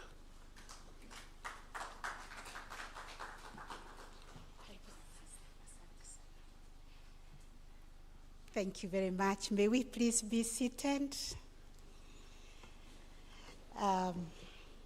The Honorable CS, ICT, Dr. Margaret Dongo, the Governor of Nairobi, our friend, our most favorite governor, Johnson Sakaja. Allow me also to abide by the protocol that has been established and say how grateful we are to welcome all of you and to thank you most graciously for honoring our invitation. All of you are important stakeholders, and allow me to thank all the speakers in a very, very special way. Our guest this morning, the President of LSK, Dr. Jackson, our Solicitor General, our Vice Chair of Judicial Service Commission, our Governor. Those speeches were very encouraging, very edifying to us, people who labor every day for the sake of ensuring the wheels of justice are kept going. Thank you very much. I'm actually wondering what I was going to say. To hand to it, I'm almost tempted as a good lawyer to say I associate myself with those good speeches, and I say no more. But allow me, in a very, very special way, to recognize the judges who are present here with us today. If you cannot be upstanding, my lords, my ladies, the President of the Court of Appeal, the Principal Judge of the High Court, and Principal Judges of the Courts of Equal Status, Judges of the Court of Appeal, Judges of the High Court, Judges of Employment and Labor Relations Court, and Judges of ELC are here with us. We celebrate you, we celebrate the work you do. We acknowledge the sacrifices that you make to deliver justice to the people of this country under very difficult circumstances. Some of the courts where we operate to deliver justice, honorable guests, you may not even take your car there for repair. They are in deplorable states, but these gallant men and women wake up every day with rain or shine to go and serve Kenyans, and we are very, very grateful. Thank you very much, my brother and sister judges. I also acknowledge the judicial officers, magistrates, the cadres who are present with us. Where are you?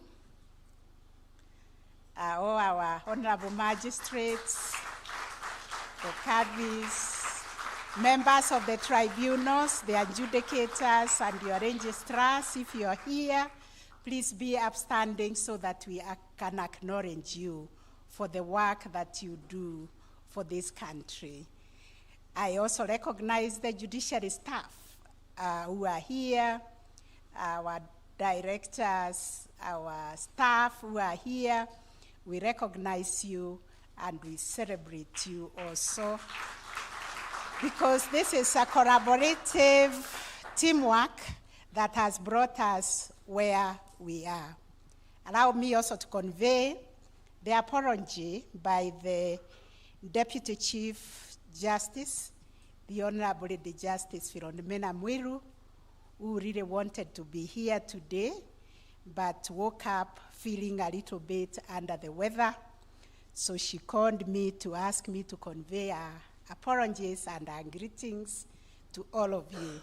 She had a very nice message for us, but I think in the fullness of time, she'll be able to deliver that message, which I have heard being repeated by our distinguished speakers. So today, our very, very distinguished guests, our stakeholders, our partners, I thank all of you for joining us for the official presentation of the State of the Judiciary and Administration of Justice Annual Report, which we colloquially call Sojar Report for the year 2023-2024. Your presence reflects our shared commitment to upholding the rule of law and advancing access to justice for all Kenyans. It is indeed an honor to present this report, mindful of the responsibility we as an institution owe to the people of Kenya under the constitutional principles of transparency and accountability.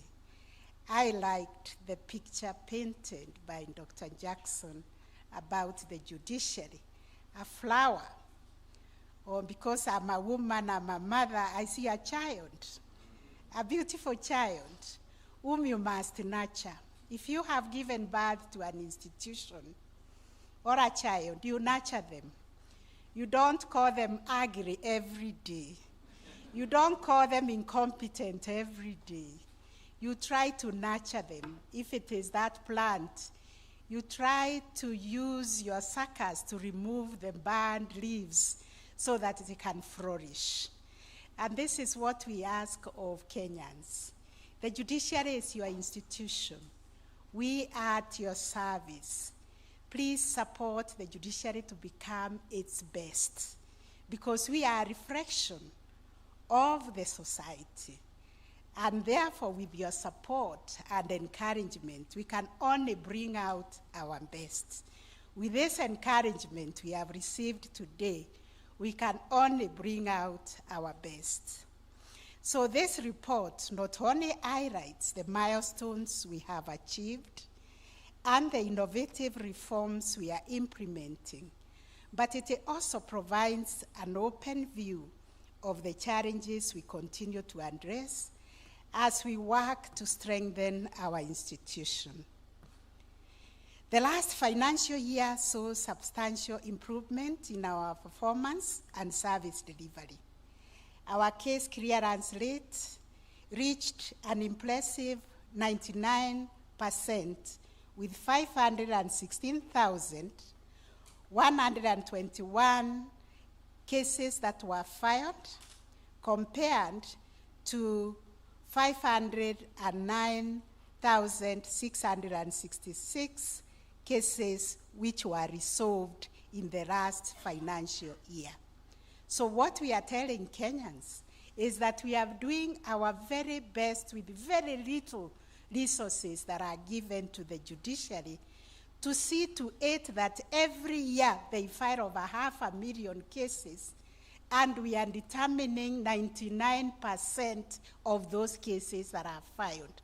Can we really appreciate these gallant men and women who toil every day? Before I became a judge, I never imagined a fire would intrude my bedroom. But I can assure you I sleep with several of them. And so are these judges who are in front of you, who have to wake up in the middle of the night and catch up with a paragraph or two. Or sometimes you cannot even sleep because the solution has come in form of a dream and you have to wake up and write it down. Am I right? So, furthermore, we have seen a marked reduction in pending cases, which dropped by 2.16% from 649,342 to 635,262. This decrease in pending cases is a testament to our commitment to tackling case backlog and ensuring timely resolution of disputes. Notably, our case backlog reduced by 10%, with the Employment and Labor Relations Court being the top in clearing backlog. They cleared their backlog by 37%.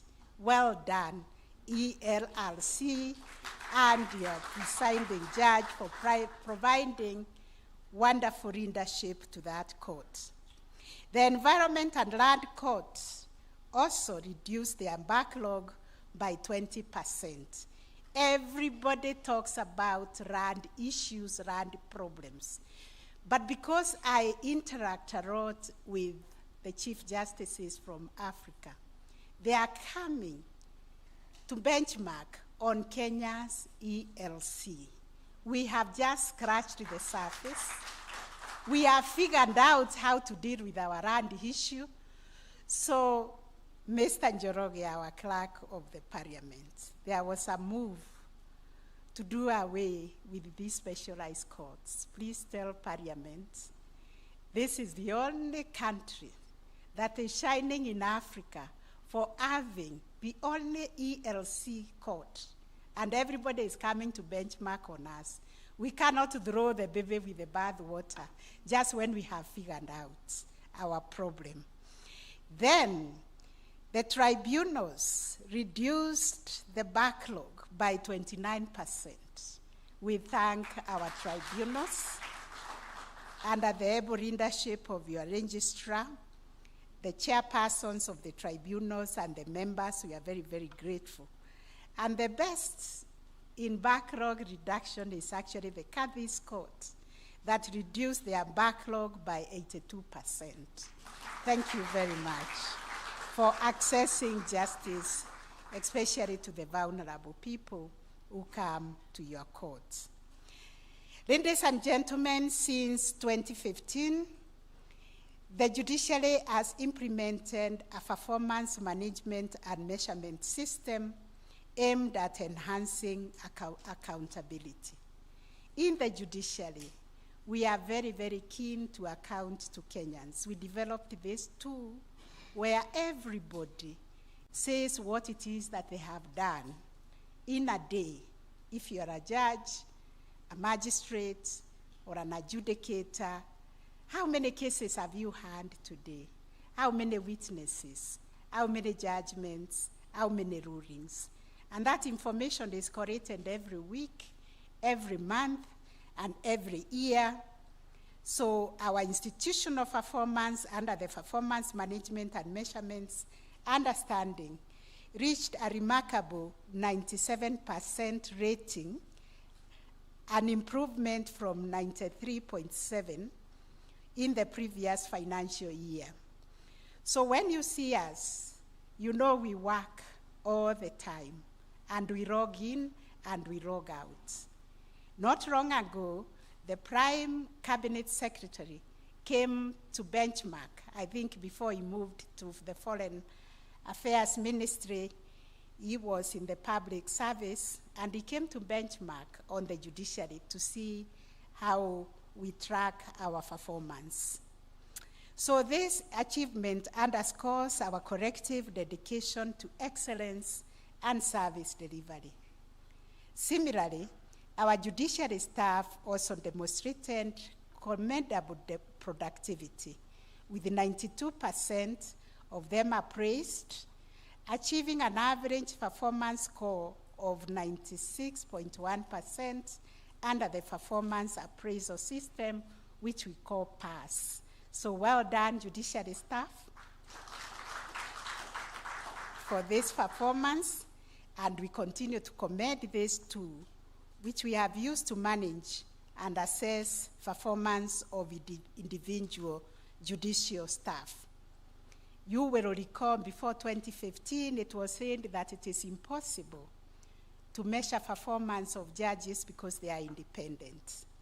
But we judges were humble enough to accept that although we are independent, we are also accountable to the people of Kenya. We must account to the people of Kenya for the privilege they have given us to serve them, for the money they pay us through the toil of taxpayers, the privileges we have of the facilities we have, the offices we occupy. We must account to Kenyans, and that's why we bow and accepted to be assessed and also to file our returns on a daily basis of what we have done regarding our work. So these performance gains are not accidental, but are the results of concerted efforts to improve efficiency and timelines in justice delivery. We have strengthened accountability structures, invested in professional development, and promoted a culture of excellence through judiciary. We really want to perform, Madam President of the Law Society. No one wants to have backlog of judgments and ruling hanging over their neck. We are just struggling because, like the Court of Appeal, we have only 29 judges out of an establishment of 70 judges. We tried to recruit from last year, June, but because of the budgetary cuts, we have not been able to recruit judges of the Court of Appeal. So we continue apologizing for overworking the judges in that court, and I hope Kenyans can just bear with us until we get to the level where we can recruit at least 3/4 of the establishment. If we can have at least 40 judges of the Court of Appeal, or even 50, then we can talk about being real time in that court. So our commitment to widening the avenues of access to justice has been unwavering. We are closing geographical and other barriers that have historically restricted Kenyans' access to justice. The High Court's presence now stands to 46 counties out of 47 counties, with High Courts established across nearly the entire country. During the last financial year, we inaugurated 3 new High Court stations and 2 sub-registries. We also expanded the reach of specialized courts with the establishment of 3 new divisions of Employment and Labor Relations Court in Nairobi and 1 sub-registry in Voi, bringing the number of ELRC stations to 10 with 11 sub-registries. Similarly, we established 3 additional environment and land court stations and a sub-registry in Rondua, bringing the total number of environment and land courts to 40. To bring justice closer to the people, we operationalized 57 mobile courts, reducing the average distance to court services to an average of 80 kilometers. These mobile courts serve remote communities, ensuring that justice is not merely a distant concept, but a reality accessible to every Kenyan, regardless of location. Our small claims court, a critical pillar of our efforts to ensure timely delivery of justice, has expanded with the establishment of 27 courts during this financial year. I think you should clap for that. Given its 60-day case determination timelines and simplified procedures, the Small Claims Court has quickly gained public confidence, evidenced by the significant increase in case filings. These courts are bridging the gap in access to justice for low-value claims, which often impact the most vulnerable members of our society. We are, however, cognizant of the appellate workload from these cases, which is bearing on the High Court.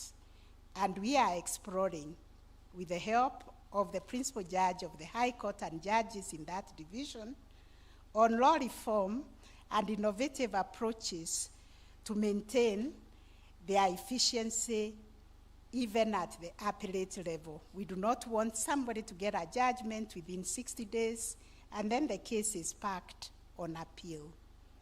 In addition, 2 tribunals, namely the Capital Markets Tribunal and the National Examinations Appeals Tribunal, were transited from the executive to the judiciary, bringing the total number of tribunals operating under the judiciary to 26.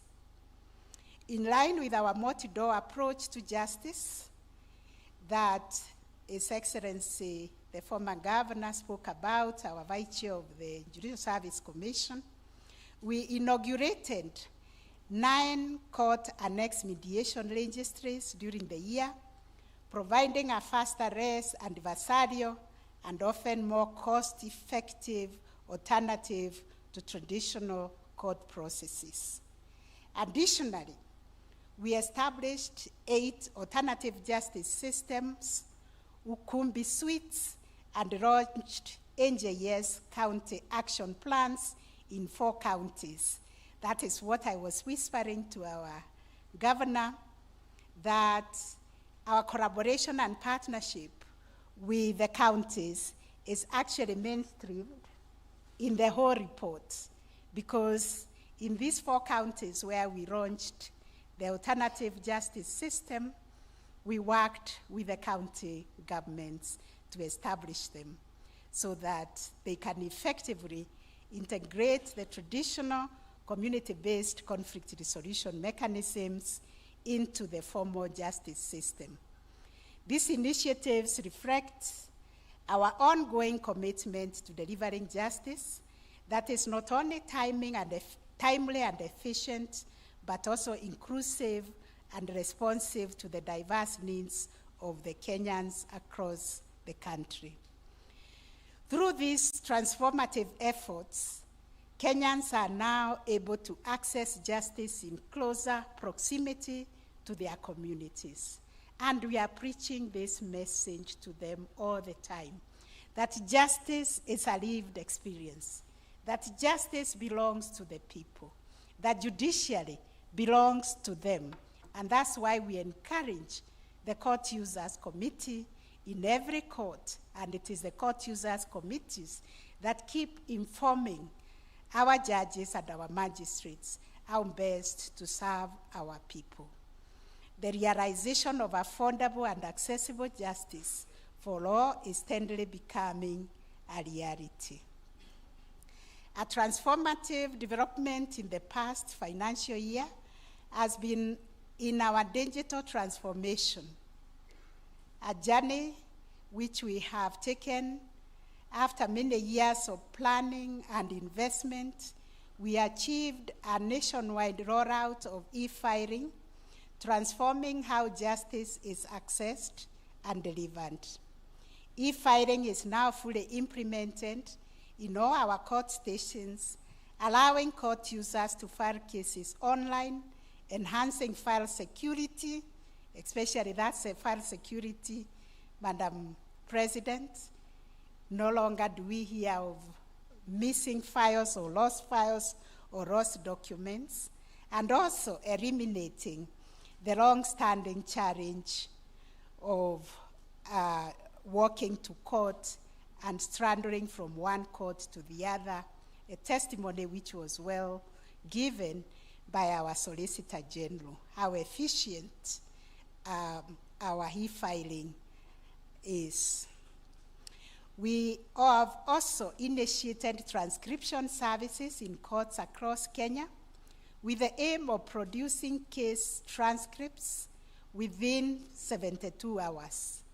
Those who are practitioners, they know how difficult it is to track your proceedings, to get your proceedings typed, certified, so that you can appeal. So you will be very happy to know that the transcription services are now turning around the proceedings within 72 hours. This will streamline court proceedings, improve record accuracy, and accelerate the delivery of justice. We have also another great innovation by our judges and magistrates. Under our Mahakama digitization program, we scanned over 325,000 court files, making record retrieval more efficient and ensuring the secure storage of court records. To further improve our administrative efficiency, we implemented the Enterprise Resource Planning, ERP system. This ERP system integrates essential functions into a single platform, enhancing coordination across our judicial department, facilitating data sharing, and improving financial transparency. I have never stopped talking about my very own, where I can be able to track all what is happening in the judiciary by just looking at my computer. We have also launched a management dashboard that enables real-time performance monitoring, data-driven decision-making, and enhanced accountability. This is the one that helps me know which court is sitting, which court is adjourning matters, and for what reasons it is adjourning matters, just at my desk. Investments in ICT infrastructure have bolstered the reliability of our digital platforms. We connected 67 court stations to the national optical fiber backbone infrastructure. Thank you very much, Madam CS, for allowing us to pick a line on the ICT last mile connectivity, because through this initiative, we upgraded the local area network in 42 stations in partnership with the Kenya government and also with Google Kenya and the digital economy. These enhancements ensure that our digital justice systems remain robust, reliable, and accessible. Our workforce is increasingly reflective of Kenya's diverse population, demonstrating our commitment to gender equality and inclusivity. The male to female ratio is 49 to 51, which was the same as the previous year. But I think we are reading the other government bodies and agencies, and we are inviting them to come and understudy how to bridge the gender equality in their agencies. Notably, persons with disability now represent 2% of our workforce, compared to the national average of 1.4%. This makes the judiciary among Kenya's leading public institutions in making strides towards inclusivity, ensuring that our workforce reflects the society we serve. The Judicial Service Commission's commitment is to reach the statutory 5% staff representation of persons with disability. Although currently we operate at only 68% of our approved staff establishment, there was an improvement from 64% in the previous financial year.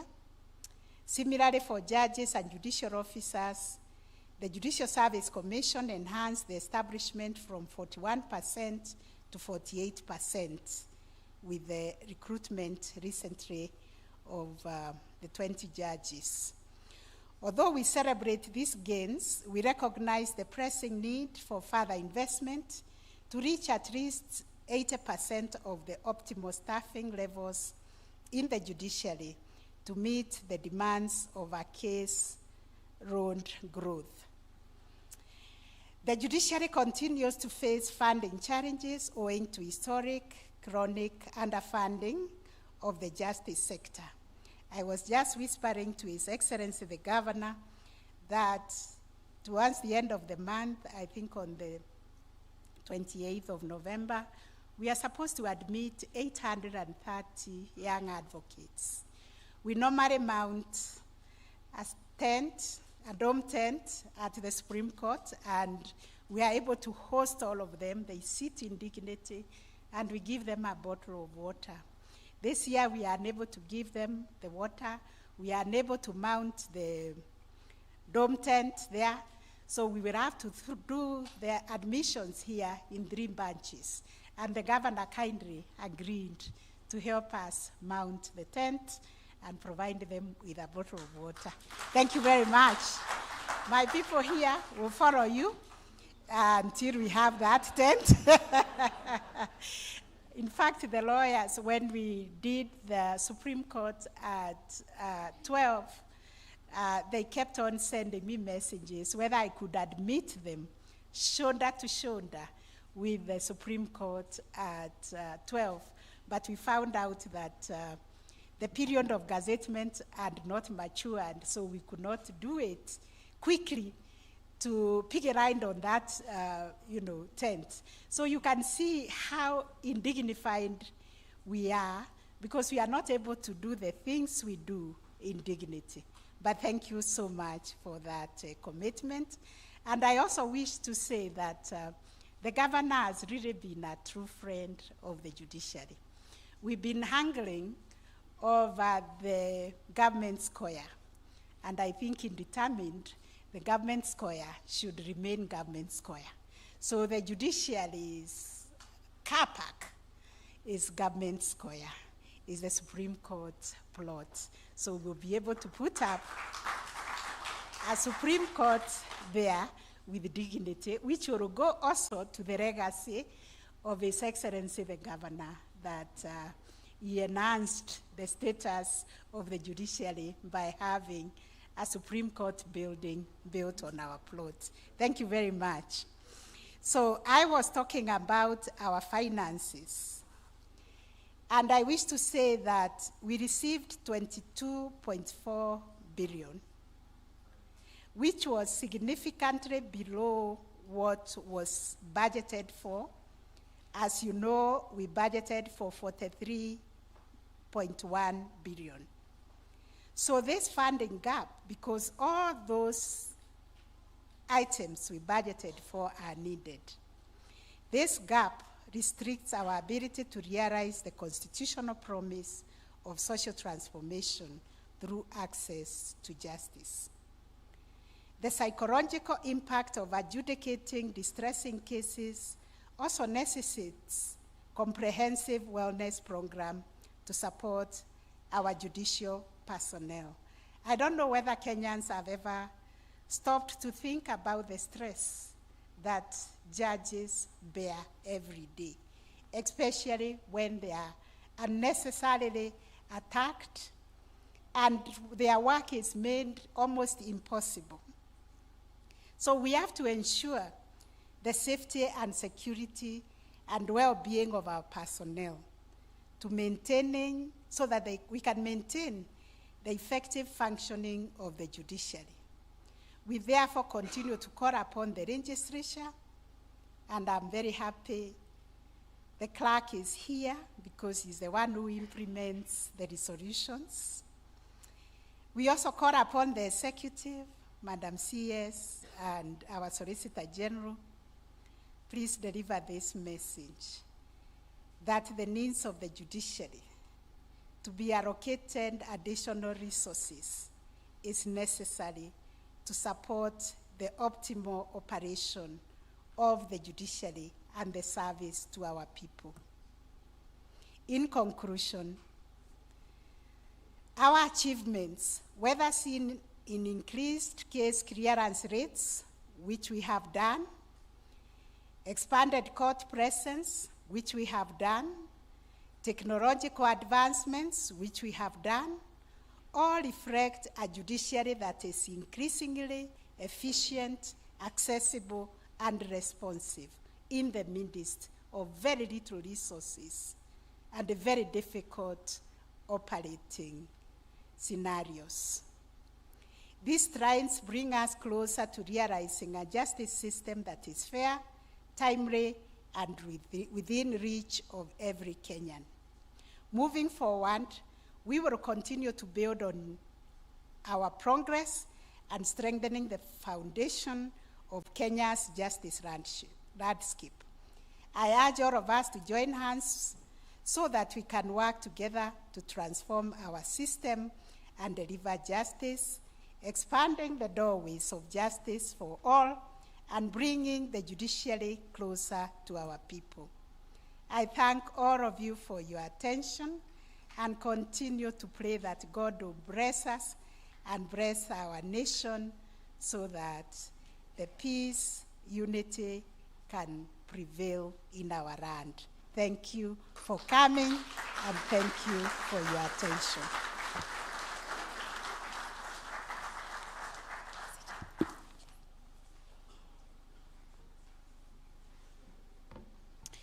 Thank you very much, Honorable Chief Justice. Indeed, by your leadership, you give us the impetus to work even harder under very difficult circumstances. Thank you very much. Thank you to all our judges, all our magistrates, the Judicial Service Commission, all our guests, and most importantly, the people of Kenya, to whom, Honorable Chief Justice, the annual State of the Judiciary and Administration of Justice report is released as a tool of accountability. Allow me, Honorable Chief Justice, to invite a short video to take us through the journey that the judiciary has undertaken this past year. The Judiciary of Kenya made significant progress in its constitutional mandate of dispensing justice to Kenyans as shown in the State of the Judiciary and Administration of Justice annual report covering the 2023-2024 financial year. During the year under review, while 516,121 new cases were filed, 509,664 were resolved, achieving a case clearance rate of 99%. Courts leveraged on technology to automate their process and innovated new access to justice methods such as Mahakama Popote, mobile courts, promoting alternative forms of dispute resolution and utilizing rapid results initiatives. To facilitate a transparent, accountable, efficient, inclusive, and responsive justice system for all Kenyans, the judiciary has a robust complaints management system to continuously investigate and deal cases of corruption and misconduct. Notably, the judiciary has attained gender parity in its workforce. People with disabilities made up 2% of the judiciary's total workforce compared to the national average of 1.4%. Today, There are 46 high courts across the country, nearing the target of establishing a high court in every county. The Judiciary, working towards social transformation through access to justice.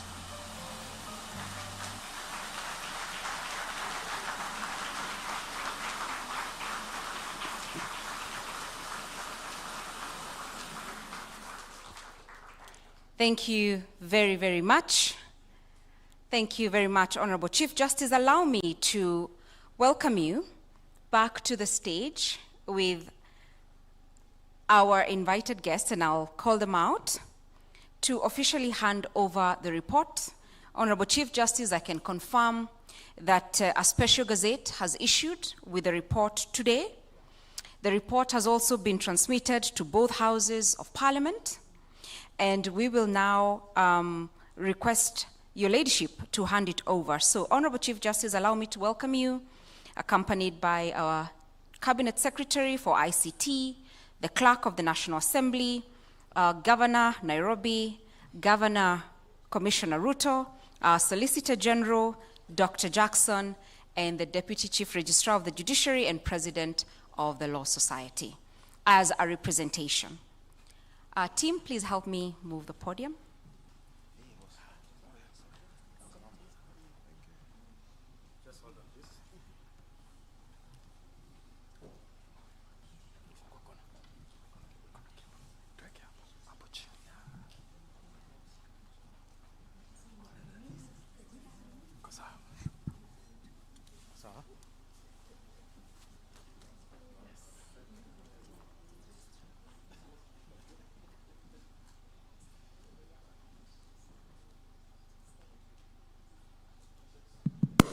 It is important, Honorable Chief Justice, to note that the justice sector and the judiciary works in collaboration with all our partners, and the presentation of this report really is a recount of our testament to remain transparent and to remain very accountable. Allow us to take that picture.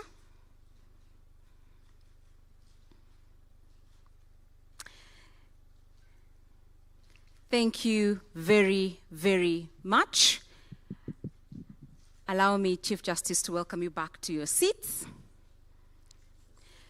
We also have copies of the Sojar report in the popular version for all of you. You can download the report from the program, from the website. There's a QR code. Thank you very much. We thank you again. We thank you, honorable judges. You've made this report a success, and it is indeed your achievements that we are celebrating today, and your service and the service of judicial officers and the judiciary staff to the people of Kenya. Chief Justice, thank you very much. May I request that we all stand for the national anthem to mark the close of this presentation, and thereafter to invite a short photo session which will mark the official.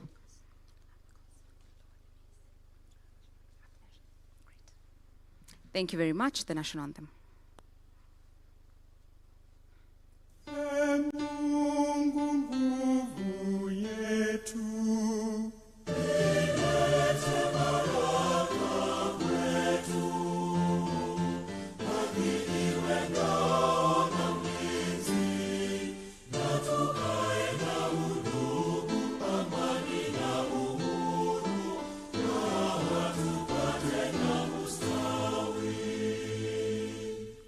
Please remain upstanding. I will invite the Deputy Chief Registrar to lower the judiciary mace.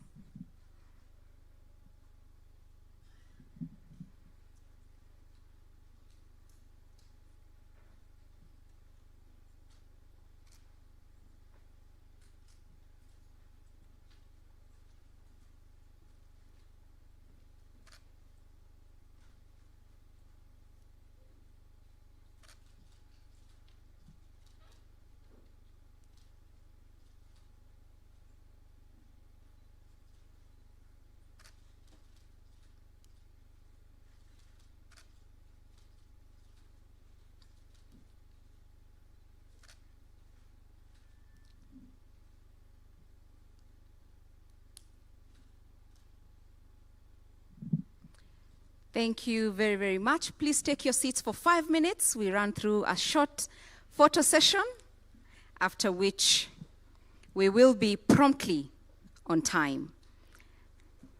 Let me welcome the Honorable Chief Justice, our CS, the Clerk of the National Assembly, our governors, our SG, Dr. Jackson, the President of the LSK, the President of the Court of Appeal, the DCRJ, Governor Ruto, to be joined by our principal judges and members of the Judicial Service Commission, Honorable Justice Murima, and the representative of the Honorable DPP.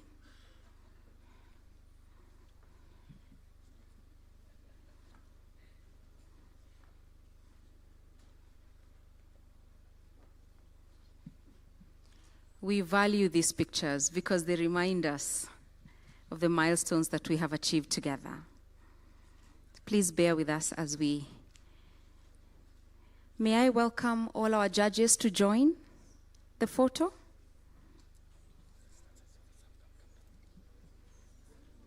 Our judges.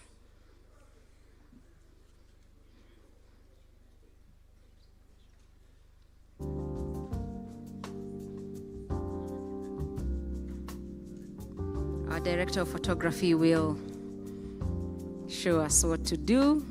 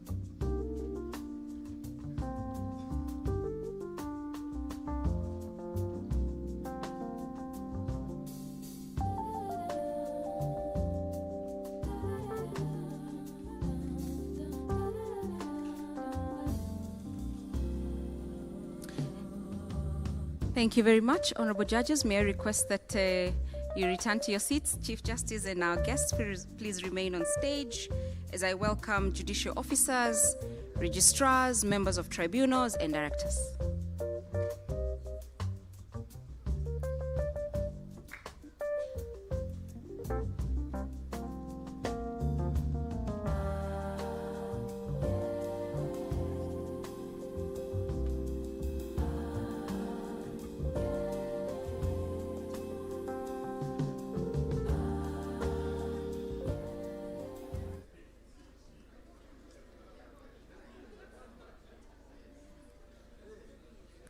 You can see it's a small